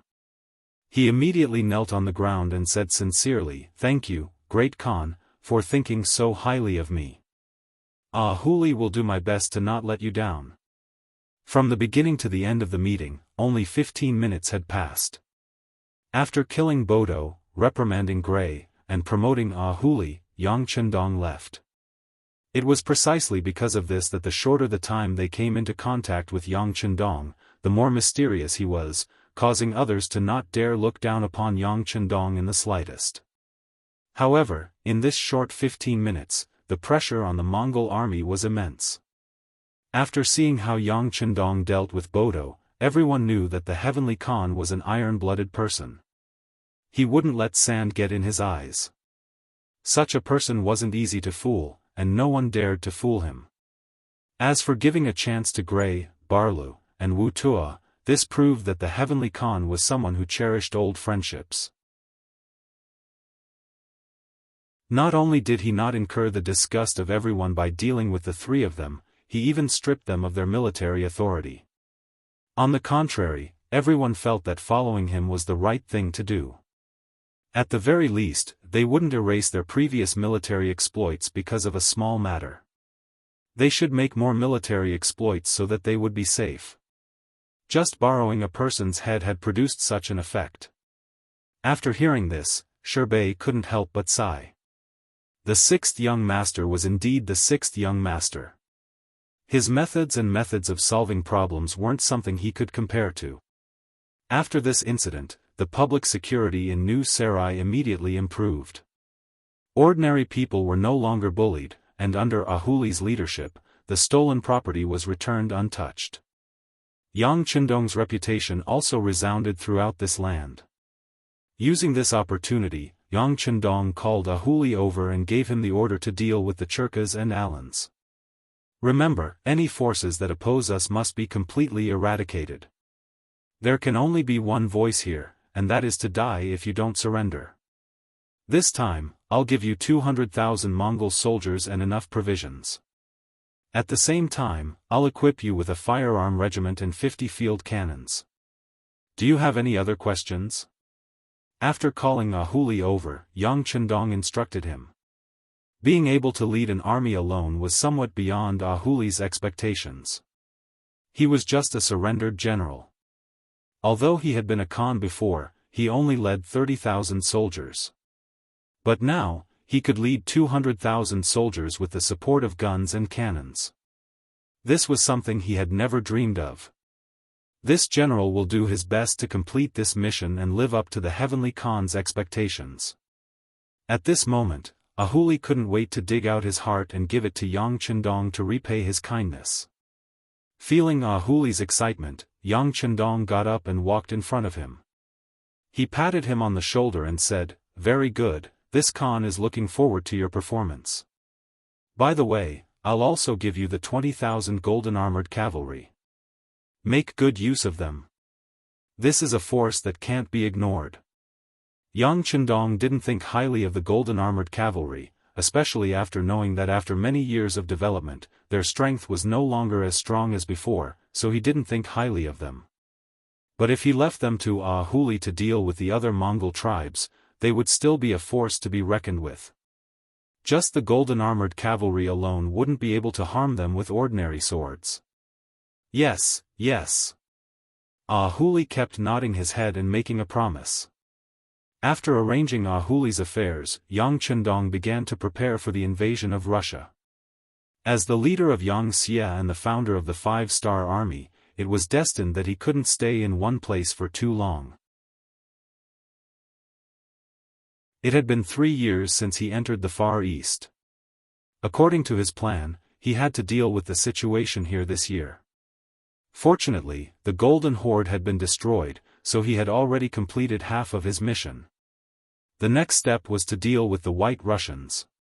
Facing an enemy that relied more on outdated firearms, Yang Chendong was full of confidence. 7 days later, Huli, who had made sufficient preparations, led 200,000 Mongol surrendered soldiers out of New Salai and went straight to the Sherkas camp. Half a month later, a large number of horses flooded into the city. They were all responsible for transporting gold and silver. Following the arrival of this army, Yang Chendong also led the 200,000 Mongol soldiers, the new Second Army, and the remaining 3 firearm regiments and an artillery regiment of the 2nd Cold Front Division out of the city. They headed straight for the Rossi Duchy's territory. Rossi Duchy's capital, Moscow. It was currently shrouded in dark clouds. In the main hall of the duchy, the blind Grand Justice looked at the Scout General with a gloomy expression as he reported the battle report. Since last winter, the Rossi Duchy had been preparing to send troops north. They wanted to chase out the Han army that occupied the northernmost city, Oxino. For this, they had made a lot of preparations, such as military supplies, provisions, firearms, cannons, and even war horses. They were just waiting for the coming year to show their might. But before they could send troops north, they had received news that the Han army was going to attack the Golden Horde. They had also heard that the Han army was coming aggressively, with more than 100,000 soldiers. When they first heard the news, the important officials and nobles of the Rossi Duchy did not take it seriously. Everyone only cared about what benefits they could gain from this battle.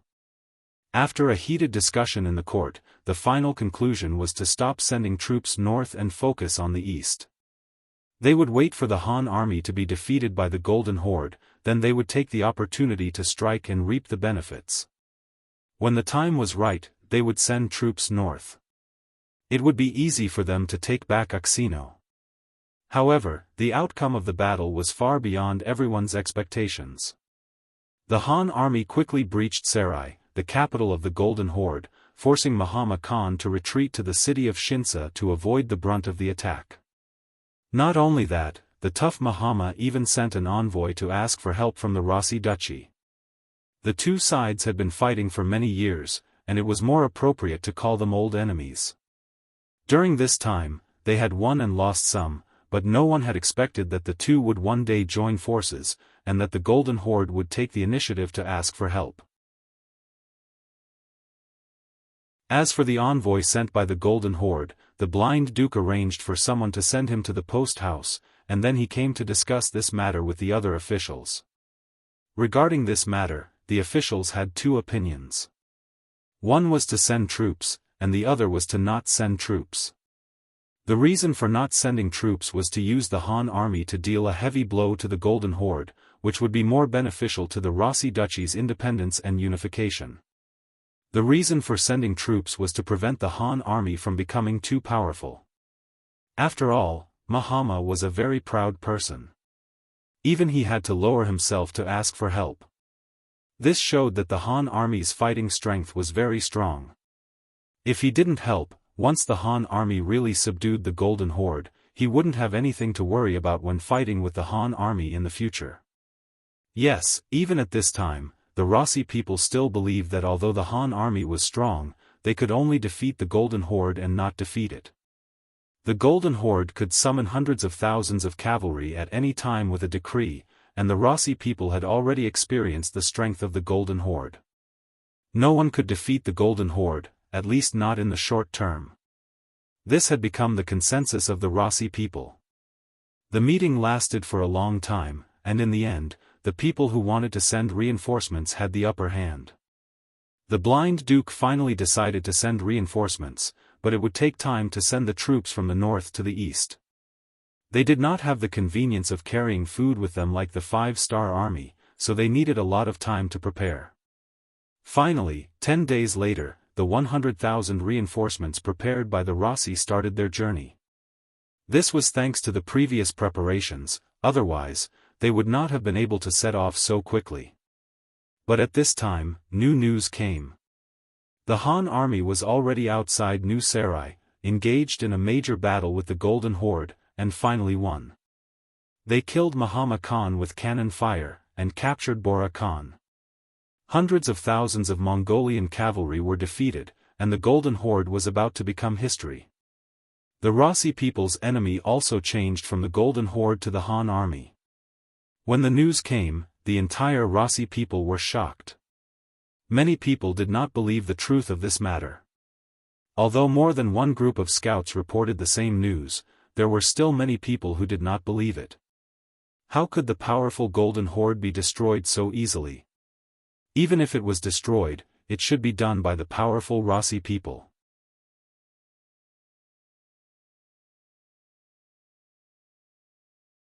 Chapter 1467. Regardless of whether they believed it or not, the truth was the truth. In the next few days to half a month, the Ros Duchy was still trying to find out how the Golden Horde was destroyed by the Han army in such a short period of time. News came again that the Han army had turned around and was heading towards the Ros Duchy. How did the Han army manage to reorganize so quickly and digest the hundreds of thousands of Mongol cavalrymen? Very quickly, no one bothered about this question, because the next target of the Han army was themselves. Even the powerful Golden Horde had been wiped out in less than a month. The question was, how long could the Rasi kingdom last as their opponent? All of the officials and nobles started to panic. For the first time, they realized that they had lost their confidence and did not know how to face the Han army. At this time, another piece of bad news came. The Han army in the northern cities had moved. They had suddenly set off from Oxino City and moved from the north to the south. They had conquered Ust Zili Lima City and were heading towards Arkhangelsk City. This was obviously to coordinate with the Han army to deal with the Ros country. After the news came, the Ros country, which was already frightened, fell into chaos once again. Some of the capitulators were also born. This seemed to be a law of historical development. No matter how strong a country was, there would always be some people who were afraid of death. When danger came, their first thought was not how to face it, but how to protect their own interests. The so-called negotiation party, which was also the capitulators, jumped out at this time. In the court, the capitulators, led by Nevsky, quickly made their voices known. They wanted to immediately send people to negotiate with the Han army before the other side had taken down more cities. They wanted to negotiate with the Han army before they had the strength to negotiate. For this, they were willing to pay a price and even give up some cities. In the eyes of the capitulators, the Han army did not have the strength to destroy them. Although they had defeated the Golden Horde, they had definitely lost a lot of their strength. Furthermore, they had captured hundreds of thousands of Mongol cavalrymen. These people were all arrogant and unruly, so how could they be so easily subdued? It would probably take some time to deal with them. This was an opportunity for the Russian Empire. While the Russian Empire was not completely stable internally, they would take the initiative to show weakness and dispel the Russian Empire's killing intent. This would create enough time and opportunity for the Russian Empire's development. Nevsky even suggested that they should submit to the Han Chinese if necessary. Anyway, it's not like they haven't done such things before. Didn't they submit to the Golden Horde before? Once this idea was made, it quickly gained the upper hand. Many important officials, generals, and nobles of the court expressed their support. He also urged the blind duke to quickly settle the matter and have a good talk with the Han army. They did not want to wait for the enemy soldiers to arrive at the city gates. At that time, everything would be too late. The blind duke looked down on these spineless people. However, he knew that the other party was right. Now that the morale of the Han army was high, it would not be wise to make an enemy out of them. If they could drag things out and wait for the other party to not have so much killing intent, wait for the hundreds of thousands of Mongolian cavalry captives to start causing trouble, and wait for the internal situation to become unstable. Only then could they counterattack, and their chances of winning would be much higher.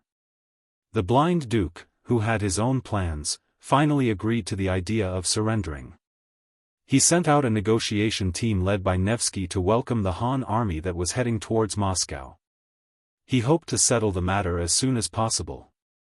After receiving the order, Nevsky prepared for a night and set off early the next morning. It could be seen that he had done a lot of work in private. After he left, under the leadership of young Master Ivan outside of Moscow, the excavation of the tunnel began. The tunnels were the best way to restrain the charge of the cavalrymen. Then, they would use their muskets to counterattack.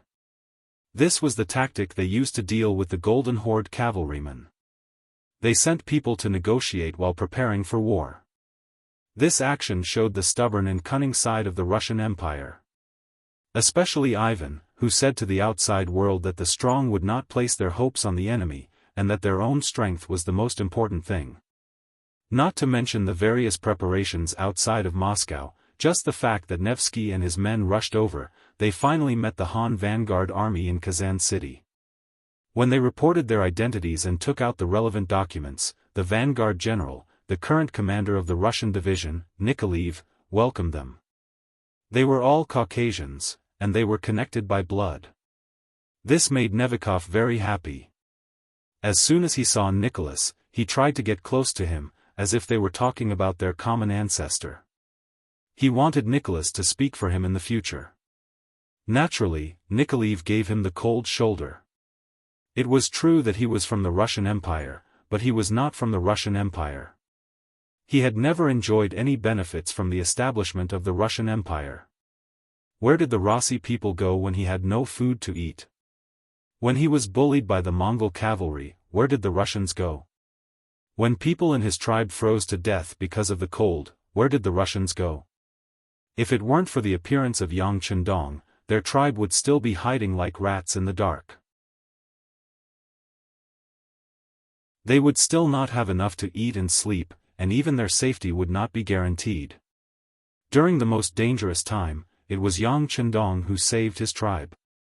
Now that he had entrusted him with such an important task, how could Nikolaev not know which side he should stand on? Nikolai didn't even spare a glance at Nevikov's flattery and the gifts that Nevikov gave him. He would not forget that there was a day in the military regulations of the 5-star army that no one was allowed to privately give gifts. Regardless of whether they were given by subordinates or enemies, they would be severely punished. If it was light, they would lose their position. If it was heavy, they would lose their lives. The might of the 5-star army's military regulations could be seen from how General Bodo was beheaded on the spot. Furthermore, Yang Chendong was using the carrot and the stick. After killing Bodo and punishing Gray, Baruch, and Yudo, he took out a sum of silver to reward the other generals who did not commit any crimes. By doing so, not only did he reward the people who did not commit any crimes, he also divided the Mongol surrendered soldiers, who were not as united as a single piece of metal. It could be imagined that the Mongol generals who received the rewards would definitely side with Yang Chendong. If that happened, they would be the first to oppose anyone who dared to play any tricks. This was his master, Yang Chendong. He possessed such unyielding methods, as well as those omnipotent firearms and cannons. It could be said that his methods were unfathomable. More importantly, he was indebted to him for recognizing his worth. If not for his timely appearance, how would his clansmen be able to live peacefully in the large houses in the city? How would they be able to eat their fill and wear warm clothes without worrying about food and clothing? How would their children be able to go to school and learn how to read? Just based on this, Nikolaev had long since become Yang Chendong's most loyal subordinate. He would definitely not allow himself or anyone else to harm Yang Chendong's interests. With such a firm will, Nikolaev's actions were destined to not receive any response. Seeing how difficult it was to talk to Nikolaev, he could only helplessly request for him to report to the Han army's commander. He wanted to meet Yang Chendong personally and report to him. Naturally, Nikolaev did not dare to neglect such a matter. Although he did not have a good impression of these self-proclaimed White Russians, he did not understand Yang Chendong's intentions. Naturally, he did not dare to make a decision on his own.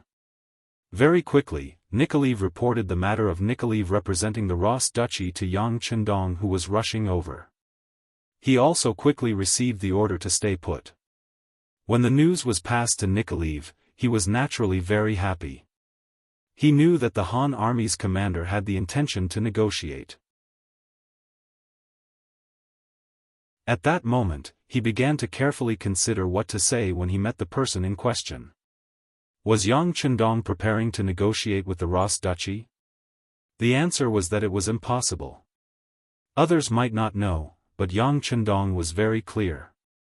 Whether it was the current blind duke or his successor, Ivan, they were all very famous figures in White Russia's history.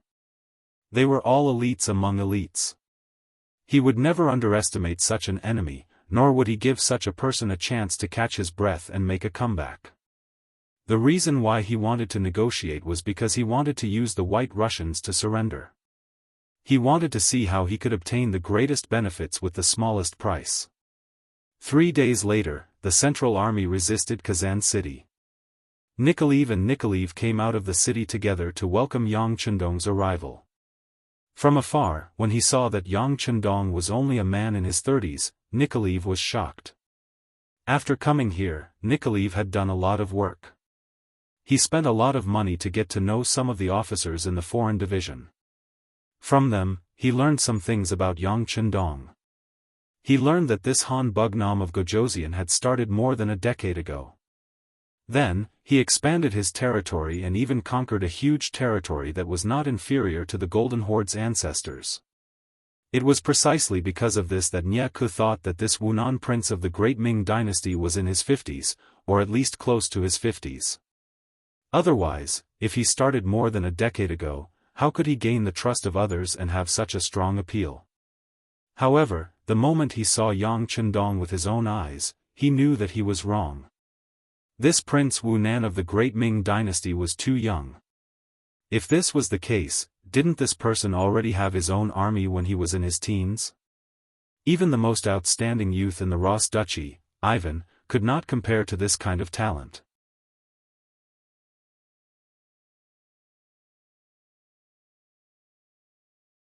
Chapter 1468. Yang Chendong's age shocked Nekov and gave him a feeling that the following negotiations would not go smoothly. The younger they were, the more impulsive they were and the more arrogant they would be. Naturally, they would not be easy to deal with. Yang Chendong entered the city. In the house arranged by Nikolai, he met with Nekov. Nekov was more than 50 years old, and he was also a noble in the White Russia. He was also the representative of the capitulation faction in the country. Both sides met in the main hall. Yang Chendong was accompanied by Beta Persei and Shibi. It could be seen that Yang Chendong intended to promote this person and teach him more. This was also a sign that he wanted to be put in an important position. Naturally, Shibi would try his best to grasp this opportunity. After Nekov entered the main hall, he began to lead the negotiations without waiting for Yang Chendong to speak. "Are you here to represent the Ross Duchy to surrender?" As soon as they met, Shibi took the initiative to speak. He purposely turned the negotiations into surrender to see what kind of reaction the other party would have. Nekov's face turned red as he felt the other party looking down on him. If someone from the Ross Duchy spoke to him like this, he would immediately call for the guards. He would make the person who dared to provoke him pay a heavy price, even their life. However, this was a city controlled by the Han army. He was here to negotiate, so he could only suppress the anger in his heart. He said with an ugly expression, "General, you have misunderstood. I am not here to surrender. I am here to represent the Ross Duchy to negotiate. You Han people have a saying, it is easier to make friends than enemies, so... Wait, negotiate?" Shibi shook his head as he spoke. "To be honest, there is no past friendship between us, so I don't think there is a need to negotiate. Of course, if you're here to surrender, we won't kill you. But if you're not, then there's no need to talk. Please leave." He did not even listen to the conditions and directly rejected him. Nikov's expression was extremely ugly. He really wanted to fling his sleeves and leave, but he also knew that if he wanted to do big things, he couldn't act on loyalty.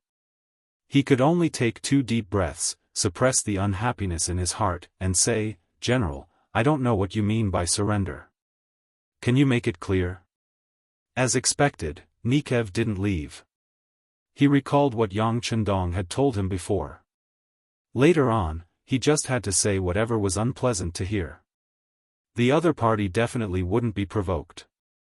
At that time, he still couldn't believe it, but reality slapped him in the face. He truly admired Yang Chendong. This was a case of weak countries having no diplomacy. The so-called righteousness was sometimes very important, but when the strength of both sides was not on the same level, what was righteousness? Don't you hear that the winner is king and the loser is nothing? Nikev's power was weak, and Xiaobi naturally became stronger. Surrender? Naturally, you will have to open the city gates, surrender, and surrender. Hand over all your belongings and territories to us. Of course, even if you surrender, we won't kill all of you. We will definitely leave some things for you to eat. Xiaobi simply stated his intentions and then shut his mouth. He really wanted to see how Nikev would react. While he was still waiting for Xiaobi to continue, Nikev suddenly believed his words. At that moment, he realized that Xiaobi had finished speaking. He couldn't help but widen his eyes and ask, "That's it? It's over." Xiaobi said with an expression as if it was natural. After hearing Xiaobi's affirmative answer, Nikev's face turned red with anger. "May I ask, what's the difference between this surrender and a battle to the death?" "Of course there's a difference. If you lose a battle to the death, you will be beheaded. If you surrender, at least you can live, right?" Xiaobi said with an expression as if he didn't want to die. Looking at Xiaobi's serious expression, Nikev finally understood that Xiaobi didn't have any intention of negotiating. In other words, Xiaobi was just going with the flow. Since that was the case, there was no need for him to stay. He cupped his hands and imitated the Han's gesture. After bidding farewell, he turned around and prepared to leave. At that moment, Yang Chendong, who had been watching the show, opened his mouth. "Nikev, right?"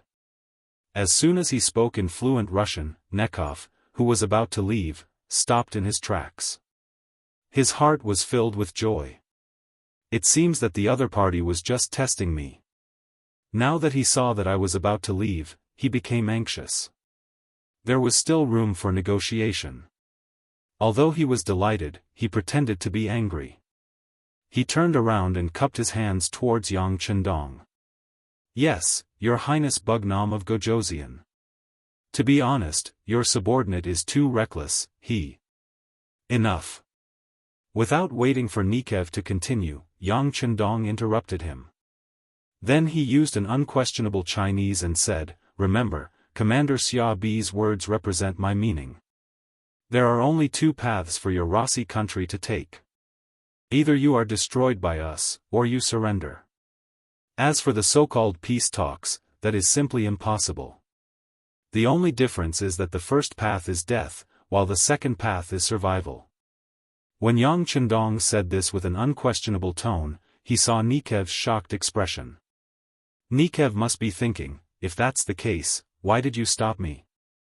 Do you want to repeat what you just said? Seeing the doubt in Nevikov's heart, Yang Chendong continued without waiting for him to ask. "Since you have the guts to come and talk to this king about peace, this king will give you a chance.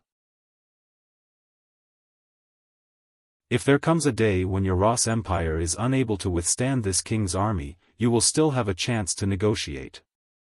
Furthermore, at that time, I can leave you with 10% of your wealth and allow you to move out. At that time, you can choose any place in this king's territory to continue living. This way, your family clan will be able to survive. But remember, there are conditions. I want the lives of the blind Duke and Ivan. If you can't see them, even if you surrender, you can only guarantee that you won't die. You won't have any wealth, and your family won't be able to survive. After saying all this in one breath, Yang Chendong waved his hand and said, "Okay, you can leave now." Nikev walked out of the main hall in a daze. When he returned to his temporary residence, his emotions slowly stabilized. Then, a smile appeared on his face. No matter what, this diplomatic mission was fruitful. At least he had an extra choice compared to others. As for whether he needed to do so, it would depend on the development of the situation. If the Russian army won, then it would be better if this matter never happened. On the other hand, if the Han army won, then he could make a choice. At least, he could ensure the safety of his family. Wasn't this what he was after? In the main hall, after Nikev left, she looked at Yang Chendong with a doubtful gaze. "Hee, you don't understand? Or do you think that what I said just now was meaningless?" Shibi nodded without concealing his inner thoughts. Sigh, the human heart. Yang Chendong sighed heavily. Just now, I only planted a seed of hope in Nikev's heart. It might not seem useful now, but when it came to a critical moment, the effect it would have would be astonishing. Why don't you wait and see, ha ha ha. Yang Chendong laughed confidently. After being a leader for so many years, his growth was very fast. For example, his control of the overall situation, his understanding of Yang Xie's progress, and his ability to control people's hearts. The human heart was sometimes very complicated, but sometimes it was very simple. It all depended on how you guided it. Once you successfully guided people's hearts, it was equivalent to controlling the overall situation. It was equivalent to stepping into the threshold of victory. With regards to Yang Chendong's words, she was very convinced. When he heard this, he decided to wait and see. He wanted to see if Nikev, who left after being humiliated, would really deliver the heads of those two important people to him when the situation turned bad, as the sixth young master said. Moscow City. Nikev had returned. When Ivan received the news, he was digging trenches outside the city gates. His intention was very simple. He wanted to use these things to delay the Han cavalry's attack. This way, as long as they could drag it out until winter, the cold weather would become a helper and cause the Han army to retreat. This way, they would have more time to catch their breath. In the long run, they would be able to wear down the enemy's morale and obtain the final victory. Father-in-law wants to have a meeting and wants me to go. Ivan jumped out of a trench and looked at the soldier who came to pass on the message. Yes, Lord Nikev has returned. He said that he brought the latest news. The soldier said with a serious face. Good, lead the way. Ivan clapped his hands, and after removing the black mud on them, he strode forward. As he walked, he thought, this time, no matter what conditions Nikev used to force the Han army to retreat, he would not admit it. He would not accept any form of compensation for the ceasefire. He wanted to use his own strength to force the Han army to retreat. This was what a true man should do. Ivan, who already had his own ideas, was led to the main hall by the soldier. Here, the civil and military officials were already lined up on both sides. When Ivan entered, he noticed that everyone's expression was not too good. He guessed that the Han army's conditions were very harsh. This is also good. We can only fight to the death.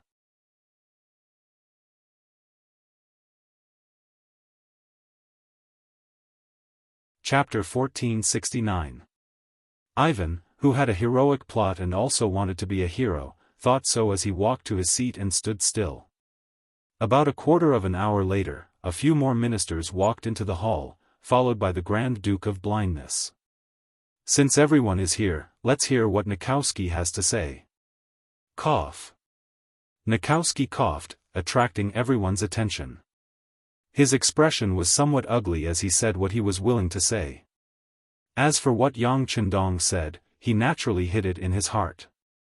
That was one of his life-saving treasures, so he would not easily show it to others. After Nekov finished his words, everyone in the hall became silent. No one thought that this would be the result. If they didn't surrender, they would die. Even peace talks were rejected. Did this mean that the Han army was too arrogant, or did they have enough confidence to defeat the Ross Empire? Ha, ha ha ha.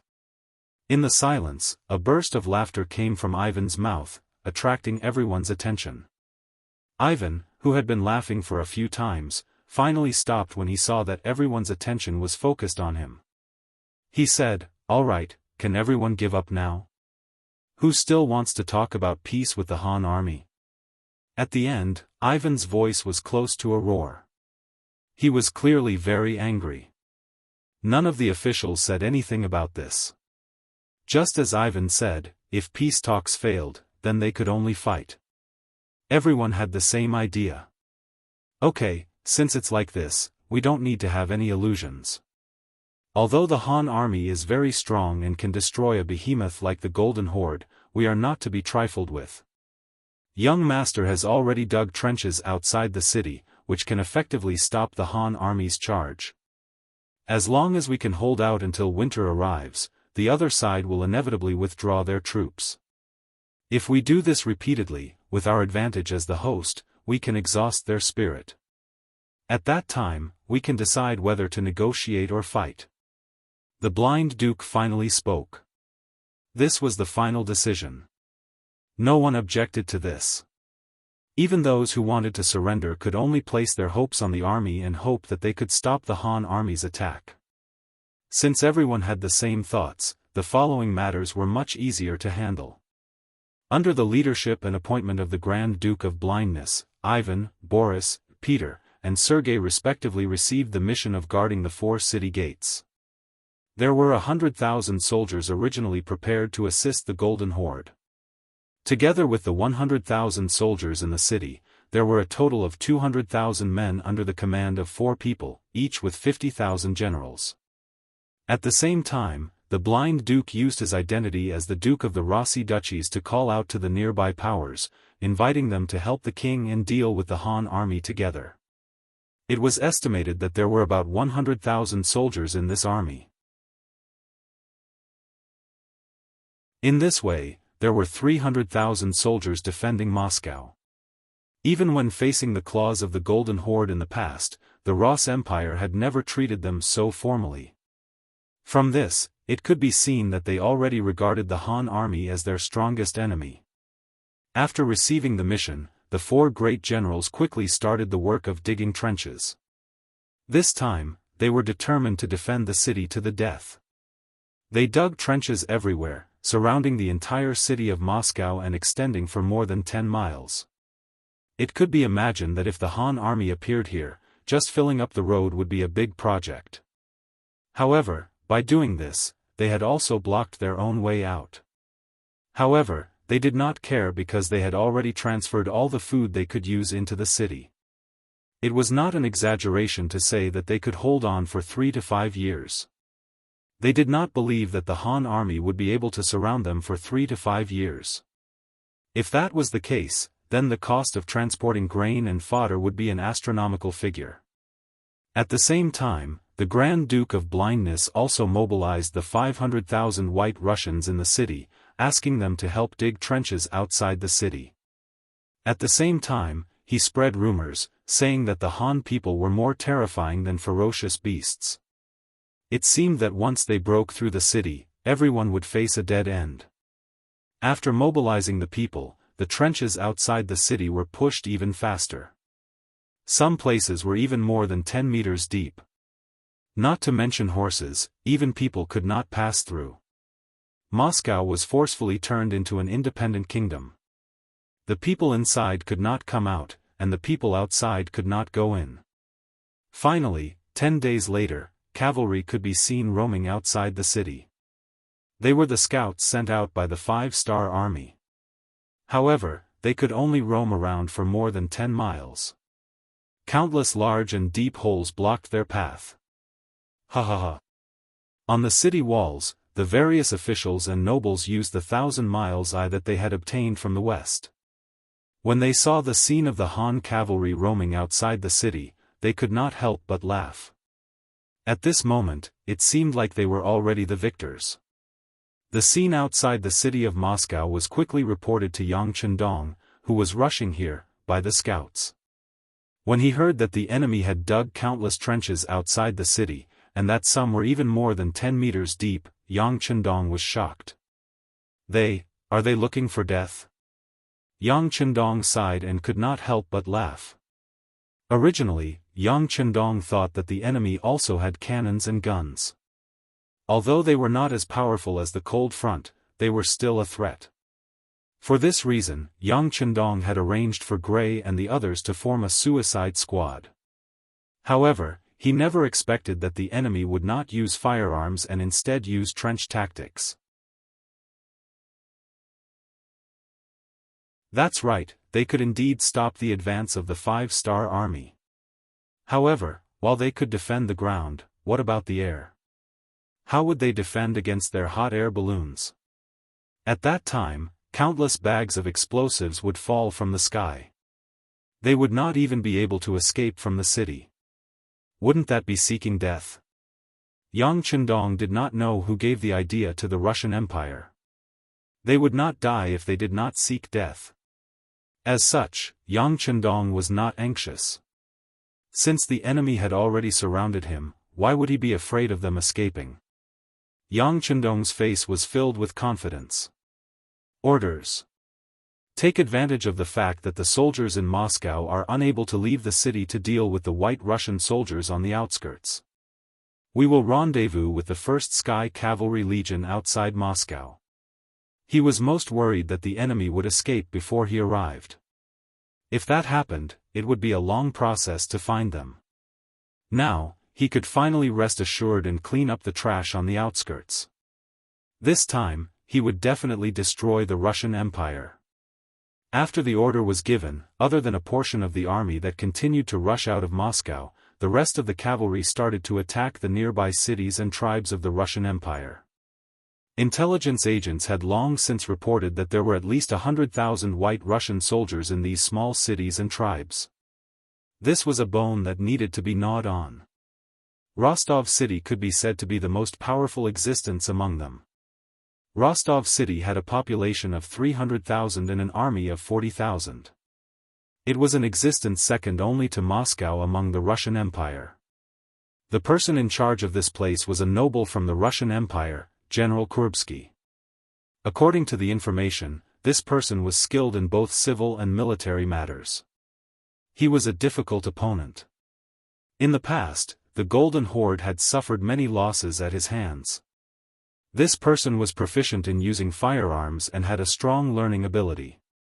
He was on par with Moscow, and this gave the Golden Horde a huge headache. That's it. Order Gray to lead the Death Squad to attack Rostov City. Also, call Ba Daojiang over. Yang Chendong already had an idea in his mind as he gave the order. 6 days later, 50,000 soldiers from the 5-star army arrived 8 miles away from Rostov City. They quickly formed an encirclement and surrounded the entire city. They looked like they were ready to attack at any time. Rostov City's 4 gates were already tightly shut. Although they didn't dig countless trenches outside the city like Moscow, the hundreds of cannons erected on the city walls proved their determination to fight to the death. Knowing that this was a tough nut to crack, the 5-star army sent Xiao Chao, the 1st Division commander of the new 2nd Army, Chai Ji, and the Death Squad's generals, Gray, Barry, and Yutu. There was also Ba Daojiang, who was personally sent by Yang Chendong to supervise the army. According to Yang Chendong, Ba Daojiang was here to boost everyone's morale and record everyone's performance. With such a person around, no matter who made a contribution, his name would appear in Yang Chendong's ears and reach the heavens. Everyone was quite happy with Ba Daojiang's arrival. After all, someone needed to spread the news of one's achievements. He was like a historian who could encourage people to do things seriously without worrying about their good deeds not being known by others. Gray was the most excited among them. He even took the initiative to invite Ba Daojiang for a drink to build their relationship. Gray had made a mistake and was sent to be the general of the Death Squad. This news had already spread among the surrendered Mongolian soldiers. However, because Yang Chendong didn't leave any traces behind, no one discovered his intentions. On the contrary, everyone thought that the Heavenly Khan was creating an opportunity for General Gray to rise again. After all, if he made a mistake, he had to be punished. Otherwise, how could he convince the masses? As for being the general of the death squad, he wasn't an ordinary soldier. There wasn't any danger. He just had to go through the motions. When he returned, he would naturally be rewarded with merits and could return to his previous status. Even Gray had the same thoughts as well. It was precisely because many people thought this way that no Mongolian general dared to cause trouble even though Ahuli had temporarily taken over his position. They were all waiting for General Gray's return. Everyone was kept in the dark, but some people who Yang Chendong trusted knew what was going on. Allowing soldiers to plunder was an unforgivable crime in the 5-star army. Even if you had made a great contribution, you shouldn't think of getting any benefits. Being expelled from the army was the lightest punishment. After doing this, Gray could indeed continue to serve in the army with the status of a general. This didn't make sense at all. You're tuning into the Unparalleled SwordWill YouTube channel. Don't forget to subscribe and join us on this journey to catch the most captivating stories.